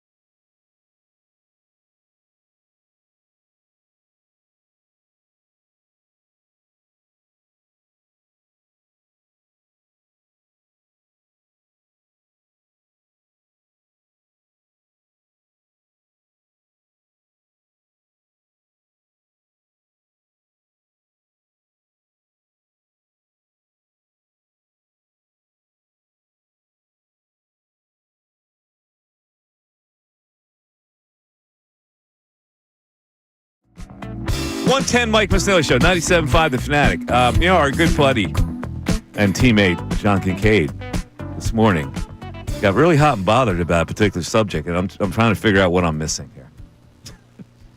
John was very upset that a Kansas City sports talk host called Patrick Mahomes fat. Did you hear John talking about this? I did. Yes, I did hear them today talking about it. Am I supposed to be concerned about some guy, some yokel in Kansas City with a hot take that Patrick Mahomes is fat? Like, does that make John said it makes the industry look bad. Well, the industry says all kinds of stupid stuff on a daily basis. That's what they do. That's what Sports Talk Radio is. I write that guy off as an idiot. I think that's kind of... Well, of course he is an idiot. Well, or at least ungrateful. Or he's saying something that he wants to get a reaction from, and he got the reaction. But I'm not so sure we should give him a reaction in Philadelphia, right? Why do I care what he said about Patrick Mahomes? That's not my fight. Yeah, not my fight. No, John was really hot about it. I would prefer fat Mahomes. To be honest with you, he's not exactly Adonis. No. He's a softer tissue guy. Yeah, but that works for him. Yeah, I want fat Trick Mahomes. Well, he's saying you got to stop the fast food. Does he have knowledge? Patrick Mahomes eats a lot of fast food. You got to have some knowledge about. I think they say Taco Bell was the one he said. Is that what he said? I think that's what he singled out. But hey, if you want to see a ton of fast food, I'm cool if we don't get the second run of Mahomes. I'm cool if this is it for him. Listen, if I'm Mahomes, I'm perturbed that the guy is putting out falsehoods that I eat a lot of fast food, if that's the case. But if I'm me in Philadelphia, I couldn't care less what that guy says in Kansas City. Right? He doesn't make me look bad as a sports talk host. He makes himself look, unusual. Yeah, I think that guy is an idiot. To be specific, that Kansas City host, because the YouTube chat was like... He's not an idiot. Maybe he does think that Patrick Mahomes is fat and he should get in better shape. What do I know? But I think I'm not in Kansas City. To do that on Mahomes, to me, is like you realize what he's done in the shape he's in. Here, I think I read that the guy has always been against them drafting Mahomes, so Mahomes has never won him over. And in that case, you may just make yourself look ridiculous. So he hasn't been able to back down from this. Apparently, that's what the case is. So that's a guy that has no cred, really. But because he has no cred, I wouldn't be concerned one bit about what he says. How many Super Bowls until you give it up? Well, I don't know, but my point is I'm not so sure we should be concerned about that. So off of this story, because I saw Nick Wright chimed in on this. And I was like, he did. Well, Nick Wright's a Kansas City fan, right? Right. Yeah. I was like, okay, so what am I really going to get for this? Apparently, Nick Wright and that guy, he called it a blood feud. Because I guess they went against each other on Kansas City radio. That guy ended up getting fired. Oh, really? And Nick Wright ended up going where Nick Wright went. Like, they went against each other in the ratings. Okay. Great story on Nick Wright. That sounds like a Kansas City Crossing Broad type of story. Yes. Pretty much. It's radio wars out in Kansas City. Yeah. Apparently, when Wright beat him in the ratings, Nick Wright celebrated a party at the restaurant that radio station owned. Yeah, well, you see, that's a tweak. See, I did something similar. And that's where this was leading. See, when I came back here to Philadelphia from New York City, I said boldly that I would beat Eskin's ratings within 1 year. Mm-hmm. Within 1 year, not only did I beat his ratings, but they took him off the air. So I sent, and this is because I loathe the man and because I think he's a creep. I thought it was very appropriate to send a sympathy wreath to that radio station. A funereal wreath, a stand-up funereal wreath that you would see like in The Departed. Yes, I know exactly what you're saying. But it was many moons ago, and that's the way it worked. In any event, let's go back to our text board. What are these Harper texts that are coming in? Yeah, a lot more. I think it's just people concerned about the health. I don't know if he won a lot of people over with the performance. The 4 hit. Yeah. So are people taking inventory of this poolside thing that Jason and I talked about yesterday? Yeah, Dan in Delaware, it's only one game. Let's relax. Harper has not looked good since the injury and hasn't looked good in quite a while. Yeah, well, when Bill texted me yesterday, it was nice to see him go the other way. He texted me saying, "Oh well, it looks like Harper's back," and I said, "Not so fast, my friend, because you need more than one game." What else do we have? We got people chiming in on the all-quarter century team for the Phillies and saying we missed a key player on the bench. Who did we miss? As much as people love Greg Dobbs, we got Matt Stairs texts all across the board. I think Dobbs was actually more proficient than Stairs. I mean, Stairs had the big home run. Stairs had the moment. Yeah, but I think Dobbs was more consistent as a player. Dobbs, and you could correct, maybe this is my youthful ignorance of the fact that I like Dobbs because I was, young. Yeah. He was one of the better pinch hitters in baseball. He was, and he played. He did play some innings, and I think he was. I think he was a better hitter than Matt Stairs was as a Philly. I'll check those statistics. One more text, and we'll go to the phones. For the bench, a right-handed outfielder, Hunter Pence. Hunter Pence was not very good here, though, was he? I thought he was good at the end of that season. He was? The end of that 2011 He was season. very disappointing, I thought, when they acquired him. We expected a lot more from Hunter Pence, and they wound up giving up on him after a year and a half, I think, right? Right. No, he was that second half of, when he comes here at the deadline, he's good in 2011, and then they got rid of him when the 2012 sell-off of him and, Victorino both go, that deadline? Let me look at Matt Stairs as a Philly. Stairs as a Philly played 2 years. He hit 208. He had the moment. I think he had the moment. He only hit 208. Ooh, another name here, Raul Ibanez. That's pretty good. That's a pretty good name. Who do you take off? Yeah, I'd have you take off Dobbs for Raul Ibanez. So Turner is the only backup. Turner has to play short, second, and third, just in case. Maybe we'll have to revisit that with Dobbsy. Let's go back to the phones. We got Regan in King of Prussia. What's up, Regan? All right. Hey, thank you. You guys there? We there. Go ahead, buddy. Hey, thanks for taking my call. I shall be brief. I know you're busy. So I'm gonna be prolix about pronation. Yeah. Only an individual who has played squash understands the concept of pronation. It does not mean simply turning your wrist. It's a very intricate backhand maneuver when you're playing squash, and you almost turn your wrist three-dimensionally and come back way behind your left shoulder, assuming you're right-handed, to strike the ball on a yes. On a Now, return. could that Move. it is? Could that same thing apply to batting? That's why I was very curious. I don't think so, because the velocity of the baseball coming at you is so severe, and the curve in squash, the ball don't bounce, and It comes at you pretty fast, though. I've been hit, and it does. That's a valid point. Yeah. But why are you referencing pronation? Who's We're not talking about pronating? Bryce Harper being able to pull the ball to the right side.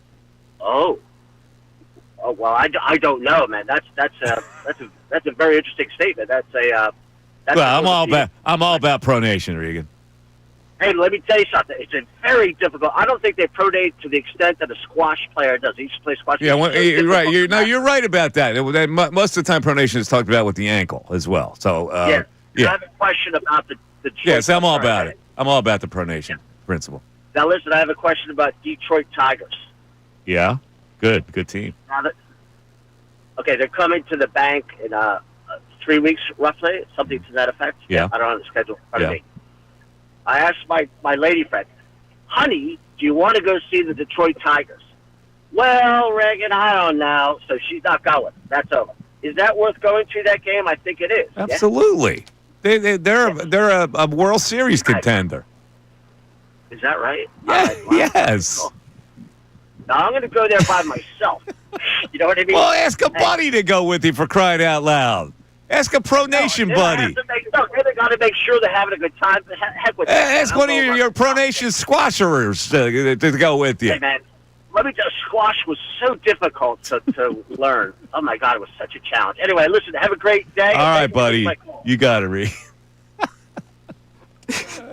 We got a pronation call. Oh, my God. Have you ever played squash? No. No? No. It's actually, I played it. It's a good game. I would play it. I would love to learn. It's a pretty good game. It's, in my view, it's a lot less dangerous than racquetball. Racquetball can be really dangerous, man. You get whacked. all the time in racquetball. It does seem like it could be. I have not Now, done the squash racquetball ball is either. harder, but it's not as it doesn't come at you with the same velocity as racquetball. I made a mistake once. I didn't like to wear goggles, stupidly, and I made this mistake once. My in-car boss and I are playing racquetball, and I hit a high lob, and he didn't return it for a long time. So I looked back to see where the ball was, and at that very moment, he smashed it, hit me in the eye. Oh. Yeah, my eye was closed up for a long time. Jeez. Wait. Yeah, and then you get hit in the ass and in the back of the legs. Yeah. I'll stay away from the racquetball. No good for me. It's a great workout. Maybe I'll go do the pickleball. 610-632-0975. Mike Missanelli Show continues. Fanatic Sports Update. Crush the Giants. I'm Ray Dunn with this Fanatic Sports Update. The Phillies thumped the Giants 13-0 on Wednesday afternoon, avoided being swept in San Francisco. Jesus Luzardo went 7 innings, striking out 7, allowing just 3 hits. The bats obviously came to life in the win, especially Bryce Harper, who finished with 4 extra base hits for the first time in his career. Harper spoke postgame about feeling good up at the plate. I felt good. I think today just getting ahead in counts and not missing pitches over the zone and just getting ahead in counts. I think that's my biggest thing. If I can get ahead in counts and not chase and all those things, then obviously my swing's going to play. And I'm healthy. I feel great. I feel strong. Phillies have the day off today before they start a 3-game set with the San Diego Padres, their last series prior to the All-Star break. We got more news out of Summer League as the Summer Sixers make their move to Vegas from Utah for another week of games. VJ Edgecombe has a left thumb sprain and will miss the Vegas opener tonight. That game is at 10 o'clock against the Spurs. And last night, the U.S. Open Cup quarterfinals matchup between the Union and New York Red Bulls was postponed due to weather until August 13th. This update is brought to you by Mercedes-Benz. The Mercedes-Benz Dream Days are back with offers on vehicles like the 2025 E-Class, CLE Coupe, C-Class, and EQE sedans. Hurry in now through July 31st. Learn more at MBUSA.com/dream. I'm Ray Dunn, the home of the Sixers, Flyers, and Union. 97.5 The Fanatic and 97.5thefanatic.com.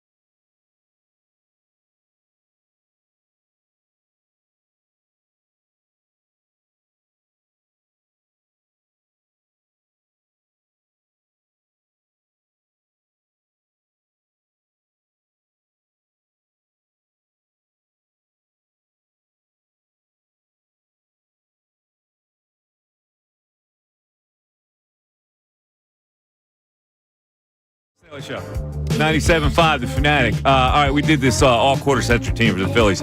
We're trying to fill out the bench. In case you did not hear our selections, it's pretty regular, the team we put on the field, because it's Howard, Utley, Rollins, Rowland. It's JT, it's Burrell, Victorino, Harper. Your pitching staff is pretty good. Halladay, Hamels, Lee, Nola, Wheeler.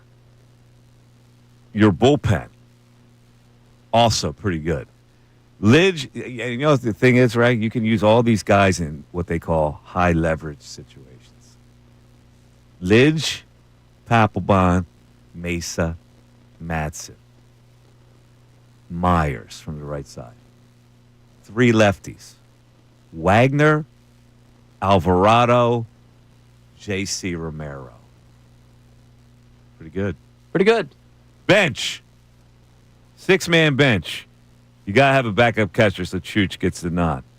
Schwarber, Worth, Turner, Tomey, and then we were trying to get another guy. Now, we could use another infielder. We could do some research on that. I don't know if any infielder we select will have the thump of what we have. But we try to decide between Stairs, Dobbs, and Ibanez. So let me just go over some numbers here.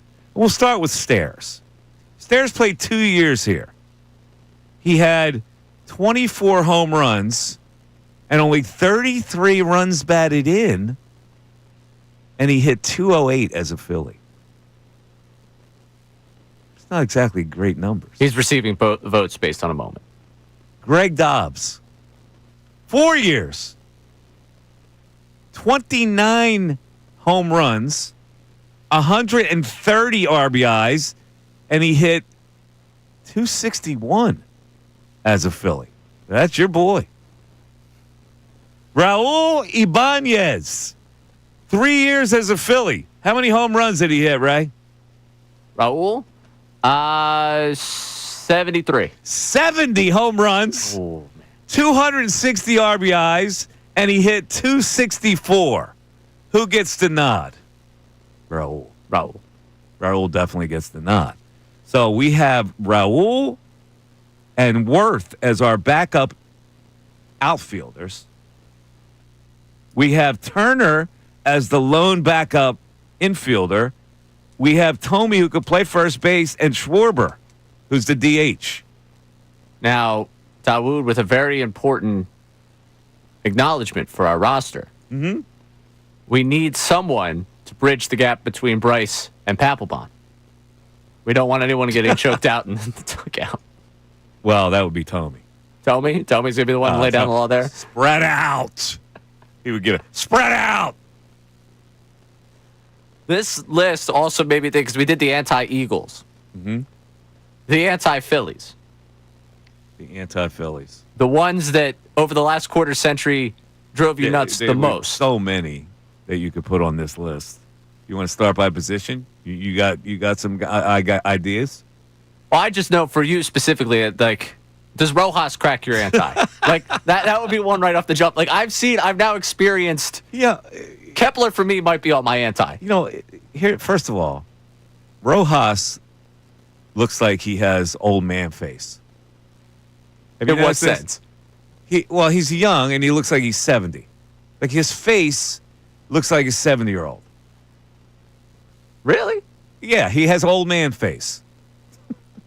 Would you tell me if I had old man face? Yeah, you don't. Oh, thank goodness. He has old man face. Interesting. He looks like an older man. He's younger than me. Secondly, what is this he's got this little swagger when he catches the routine fly ball, and he does the wave of the out. Waves. He's enjoying every moment out there. He's got a Versace belt. He's got the wave. He hasn't earned it yet. So would he be your center fielder? Not yet. There have been other disappointing players that you could put in there. You'd have to go through all the positions to come up with really disappointing people. Yeah. Because I got first base, I got a guy in mind right away. Who's that? Travis Lee. Travis Lee. I did this exercise in the thought process yesterday. I ran into my friend Cliff, who listens a ton, and does great work with The Ringer, and he Travis Lee was the first name that came up for him. He was like, first base has to be Travis There's Lee. no question about it. Now, you know how they got Travis Lee? How he arrived here? Refresh me. He was in the trade with Kurt Schilling. That's what it was. He was a trade. I forget what trade he was. Do you remember the guys they got in that trade for Kurt Schilling? Could we make the entire roster just out of the Kurt Schilling return? Who did they get in the trade for Kurt Schilling? All right. Let's pull up the. No, I know. I'm just asking you. No. I'm asking you. No, I can't give you that. Because I remember it like it was yesterday. Oh, now I'm looking at the names. So here, Vicente Padilla. Yes. Omar Dahl, Nelson Figueroa, and Travis Lee. Yep. Those are the four. Mm-hmm. 4 pieces of crap for Kurt Schilling. So Vicente Padilla came up. The best thing about him was what?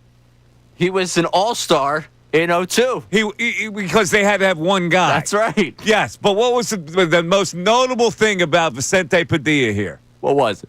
The Padilla Flotilla in left field. Why do we lack that now? We don't have any of that. No, we don't. We lost it. The Wolfpack, because this team is not that popular. There should be a Schwarber one. There should be. Schwarber bombs for Schwarber. I don't know what. Give me something for Schwarber. There should be a fan base for Schwarber. The Schwarberians? Yeah, something like that. The Schwarberians. Meet me at the third deck. We're gonna start. That'd be the awesome. They don't have it anymore. Why? Tickets are too expensive. That's probably it. Price out that group. Let's go to the text board. What are people saying? So we got a couple of names for that. Oh, we also got a center fielder here that you'll love for the anti, Ben Revere. Oh my God, Little Benny Dribbler, I call him. Mm-hmm. Little Benny Dribbler. For the bench here, we got Polanco as a name for the infield. Pretty good. That's a good name, man. Segura for the infield. Yeah, I go Polanco over Segura. Sosa. No. For the infield. No. And then we mentioned Bobby Abreu earlier in the fight for right field, but he did not end up making our bench. He didn't. You know, we got to revise his bench. Let's revise it now. All right. Polanco's a lock. We forgot about Polanco. He's a very versatile player. So he's got to be on it. He can play multiple positions. I think Schwarber gets the hook as the DH. Are we not having a DH anymore? I think that the DH has to be served by Tomey. Oh, okay. All right. So Tomey has to be a lock. Polanco's a lock. Chooch has to be a lock because we need a backup catcher. Turner is a lock. And now we are down to 2 more. So we've got Turner, Chooch, Tomey, Polanco. Where are we going with this? Raul? Oh, Abreu. Okay. Abreu as the left-handed outfielder. And then Worth. So that takes Raul off. Yeah. And we'll go Jason Worth? Yeah. All right, that's the bench. Worth, Turner, Chooch, Tomey, Polanco, Abreu. Pretty good. We got some people with the Jeans were a thing a few years ago. I do remember them. So they were at least a fan group we had a couple years ago. But he's not here. He's not here anymore. You don't remember Jeans? No. Segura had a fan base? Yeah. People dressed up all all in the jeans. I'll send you a picture. Really? Yeah. I don't remember that one. Looking up jeans and just said, jeans. You mean jeans? No, I mean the fan club. I don't need a shop for jeans. It's July. Stupid. Gene lives on his back. I'm pretty it's a sure. Bowie song. I'm pretty sure that I was working here at that point because I wanted to go sit with them for a talk about it. Yeah, here we go. I'll send you this. The Jeans story. The story of the Phillies' fastest growing fan club. I did enjoy Segura. The personality. They had to move on. But I didn't like him. Why not? I thought he was a player that you couldn't win with. I think it was a non-winning player. He's like the Kelly Oubre of baseball. Gene had some big moments in that postseason. Yeah, he did, but everywhere he went, he didn't win. He was a losing ball player. Plus, I heard a story about him that I didn't like. Oh, okay. Well, in that case. Well, the story was that he was eating clubhouse food while the Phillies needed a pinch hitter. You know what year that is? Yeah, it was the year they closed out with the Miami Marlins. The last game of the year was the Marlins, and they were in extra innings. Jeez. Let's see. What year did they close out with the Marlins? Last game against the Marlins, They were on extra innings. They needed a pinch hitter. He had supposedly injured his ankle in the series before, but I was told he could still swing a bat. So instead of being in the dugout, he went into the clubhouse, got some food, went into his car in the parking lot. Interesting. I'm looking. It looks like it was a Kapler year. It was the what year? It was a Kapler. So 2018. He was a Kapler Sound year. right? Yeah. I can't find them ending with the. No, 18. He wasn't here. No. It was 19. He was here. Whatever the season they ended with the Marlins at home. Last game of the year. Was it maybe 22? Who were they in with 22? No, they ended with Houston. Remember. Anyway, he was spied. Ah, I see. In his car, eating clubhouse food. We got a lot of anti. If you want to hit some of the people that. Oh, we do? A lot of anti? Yeah. I'm not sure we do. All right, we'll do that after this break. 610-632-0975. Mike Missanelli Show comes right here to you at 97.5 The Fanatic. Phil.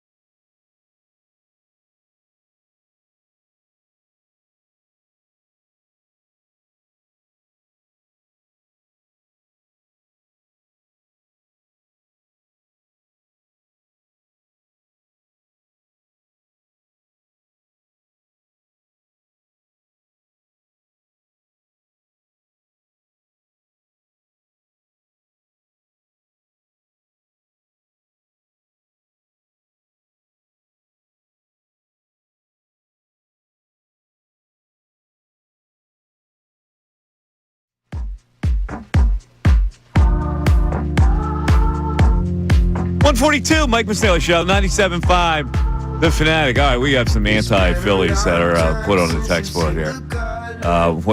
What else are people saying? All right, so the antis? Yeah, the antis. We got, so far, the pitching staff that they've accumulated. Adam Eaton, Freddie Garcia, and Jake Arrieta. You know, Arrieta wasn't bad at one point. When they first got him, he wasn't that bad, if I recall. Wasn't he an all-star with the Phillies? Was he? Was he selected? I No, recall he had No. I recall he had a decent streak though with the Phillies, didn't he? Yeah. Or did he always stink? The first year he had a sub-4 ERA. Yeah. Yeah, and then he lost it. He lost it entirely here. He was used up at that point. Yeah, I was done. Adam Eaton is exceptional. Freddie Garcia, oh my God. You know, what a waste. Our Pope probably has takes on Freddie Garcia. What's the relief pitcher they got from the Dodgers? It was also kind of Freddie Garcia-esque. They never pitched because of black dude. Pitch for the Phillies. Ken Howe. Ken Howe. Wow. Remember him? Oh, you don't remember No, him. I don't A long remember time Ken ago. Howe. Ken Howe he never pitched. He was like always hurt. Ken Howe. What about the guy? He went to Old Dominion. Gomes. Wayne Gomes. Remember him? You don't remember Wayne Gomes? I don't remember Wayne Gomes. Wayne Gomes, he was teammates with Ricky. Was he? Gomesy? I think he was teammates Yeah, with he Ricky. might have been teammates with Ricky. I don't Wayne know. Gomes. Maybe he might have actually been the crossover at a time when Ricky wasn't. He had the worst body of any baseball player I've ever seen. Oh, yeah, he was absolutely teammates with Ricky. Yeah? Yeah. Yeah, Wayne Gomes. Get the rundown on Wayne Gomes. I believe he went to Old Dominion. He did. Yeah. Good memory by you. Yeah, he was drafted out of Old Dominion. He was from that area, too. Was he? From Virginia, yeah. Yeah, you can make a big list of the guys like that. Yeah. We got, for some of the fielders we've gotten so far, Travis Lee came up. Michael Young. Michael Young, when they got him from Texas, was completely finished. Sean Rodriguez. Sean Rodriguez, they got from Arizona. Ben Revere came up again. Sean Rodriguez is a pretty good one. Sean Rodriguez is a great one. Yeah. David Bell. David Bell was terrible when he was here. Dom Brown. Baseman. Wow. Dom Brown had that streak where he was he hit everything. So I would take Dom. Well, I don't know, then he regressed. He went backwards. He was an all-star. Dom Brown was? 2013. Yeah, that 1 year May 2013. He had a streak where he hit everything out of the park. You know what's crazy about that month that he had?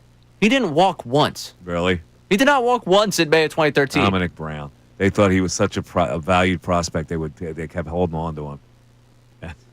It backfired on him. Vince Velasquez is the name we just got. There's another great one. Vince Velasquez. Vinny Velo. He's got good velo. Yeah. Oh, Taiwan. Taiwan Walker. They won on this list. Pretty good one, actually. Pretty good one. Good current one.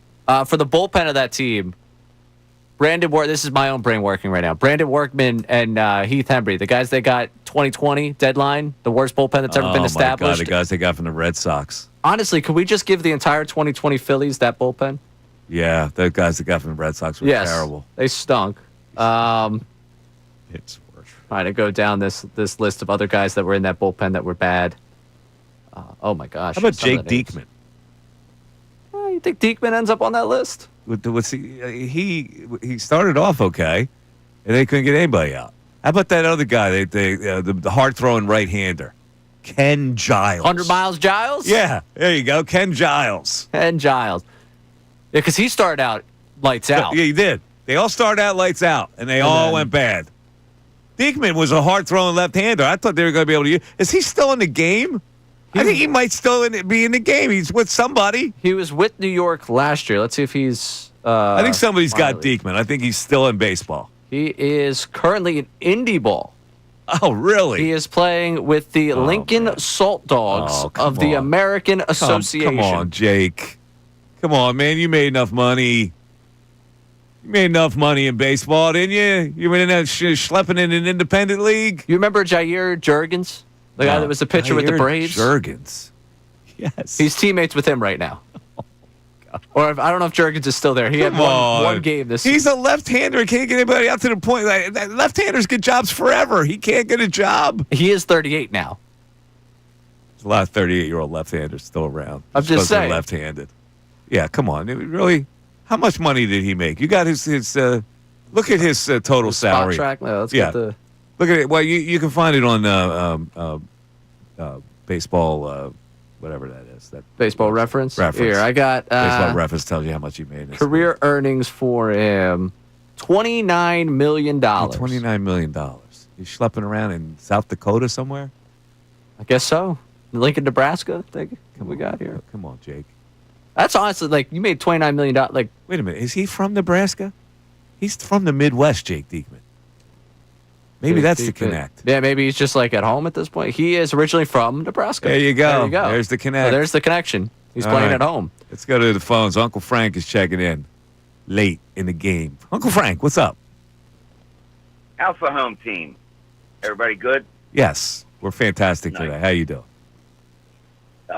Every day Saturday, but Sunday. Our 8-year-old granddaughter, who is really gifted in basketball and softball, can hit the ball further than your little Benny Dribbler. The Benny Dribbler. It's a great nickname. It's just that kid. Benny Good Dribbler. Lord. Yep. Mike, you ever think, before I get to my salient point, ever think of reintroducing the Field of 64? I was always quite entertained. We actually did it during Christmas time with Christmas songs. Oh. It was a field of we reduced it. It was like Field of 32, but we did it. Yeah, that was always entertaining. Oh, by the way, before my Eagles point, there are no golf carts at Bill's Club? No golf carts? Really? They give them a hayride each hole. Come on. Oh! Clank, clank, clank, clank, clank, clank. Hey, remember your servers, everyone. All right. Okay. So what? Before my Eagles top 5, what was yours? I forget. My Eagles top 5 was Jalen Hurts, Saquon Barkley, Jalen Carter, Lane Johnson, and A.J. Brown. Oh. Yeah, you know what? I didn't think of Lane. Damn it. I actually have Barkley, Hurts, A.J., Carter, then Quinion, because he cut. I got Quinion 6th. I had him in my top 5, and then I revised it because I realized I hosed A.J. But you're right. I missed on Brown. But I would think the back 5 would be, the offensive line. You know what? I like it. That's the Nolan Smith. That's under the radar. It is, and he's got to be huge for them this year. I think he will be. I think he thrives under. Good Lord, what's his name? Scheme. It's not coming to me. Vic Fangio. You forgot a Paisan, Frank. I forgot a Goombada. You did. Anyway, all right, great show. Thanks, buddy. There he is, Uncle Frank checking in. He's now bringing his own jokes too. We got 6 stand-up comedians that call into this show now? Yes, we do. Yes, we do. All right, so tonight. By the way, did I call the Phillies yesterday or what? You did. You had that one very clear. I said they were not going to get swept in that series against the Giants, and hence they did not get swept and came out and packed a big wallop yesterday. It's nice to see. It is on to who's next? San Diego tomorrow. San Diego Padres. They're off tonight. I hate when they're off because you got nothing to do. Yeah, I hate not watching a Phillies game. See if Godfather's on tonight type of night? Well, it probably is. And, again, you won't watch it. I got a long drive ahead of me. I'm headed up to Boston. Oh, that's right. You're going to Boston tomorrow. So, are you leaving tonight? I'm leaving right about now. Really? Yes. Because I have the engagement party in Connecticut on Saturday, so we got to get up to Boston if we want to enjoy you Boston. got to go to Tappan Zee? Is that how you get there? Tappan Zee Bridge? Sure. Sounds about right. Well, are you just putting in a GPS? I'm you just have no on idea. GPS. I got no just idea. GPS? Yeah. No you idea. got to go over a couple bridges. Yeah. It's not a great ride up there, man. Can I explain an interesting phenomenon I have this weekend? Sure. So this engagement party, obviously it's one of my best friends. He is engaged to someone we went to college with, who I was friends with at college. Mm-hmm. And we were good friends, but I went up to her graduation party the last time I went to Boston, and I stopped through because she was a lot closer with another one of my buddies at the time. She didn't know the guy she's engaged to now. Mm-hmm. We were at this party, and we met her high school friends. Yeah. Who I did not know. Yeah. I thought it would be a funny bit if I introduced myself as Charles Schwab, investment banker. I now have to face all these people who I went by Charles this weekend. So now you have to fess up that you're not Charles? Correct. Well, you're Fred. I'm Fred now. Yeah. Should I go by Fred Dunn the rest of the weekend? Just keep with the fake names in place? You're going to have to come clean with these people? I'm hoping they didn't remember me, is what I'm saying. I thought it'd be a funny bit. I was like, I don't know if I'll ever see these people. Turns out... You told them you were Charles Schwab. Yes. Investment banker. Correct. You're silly, Ray. I'm an idiot. You're so silly. I'm an idiot. I was like, what's the chance I run it? She wasn't dating my best friend at the time. I was like, all of her home friends. What are the chances I run into them again? So why would you do that? Why wasn't Ray Dunn good enough? I just think sometimes it's just, It's just quirky? Yeah. It's just a quirky thing to do? You go out, you that's meet how people. You amuse yourself? I am here to amuse you like that? Yeah. I'm funny. I'm funny how? I mean, funny like I'm a clown. I amuse you. I thought it was a funny thing at the time. Now, obviously, it's coming back to haunt me. So what are you going to do if somebody calls you on it? I'm going to have to fess up. Be like, yeah, that's my bad. It was a couple years ago. Yeah, I'm just messing around. Thought it was a good bit. Why can't you just still go as Charles Schwab? Because I'm not Charles. I'm in this wedding. You're in the wedding. Yeah, I'm going to be a groomsman in this wedding. Tell your friends to call you Charles just to keep the gag going? It's not going to last. No? I can assure you. Too many people involved. I wouldn't be able to pull off a heist like that. Listen, have fun up there. Be safe on the roads.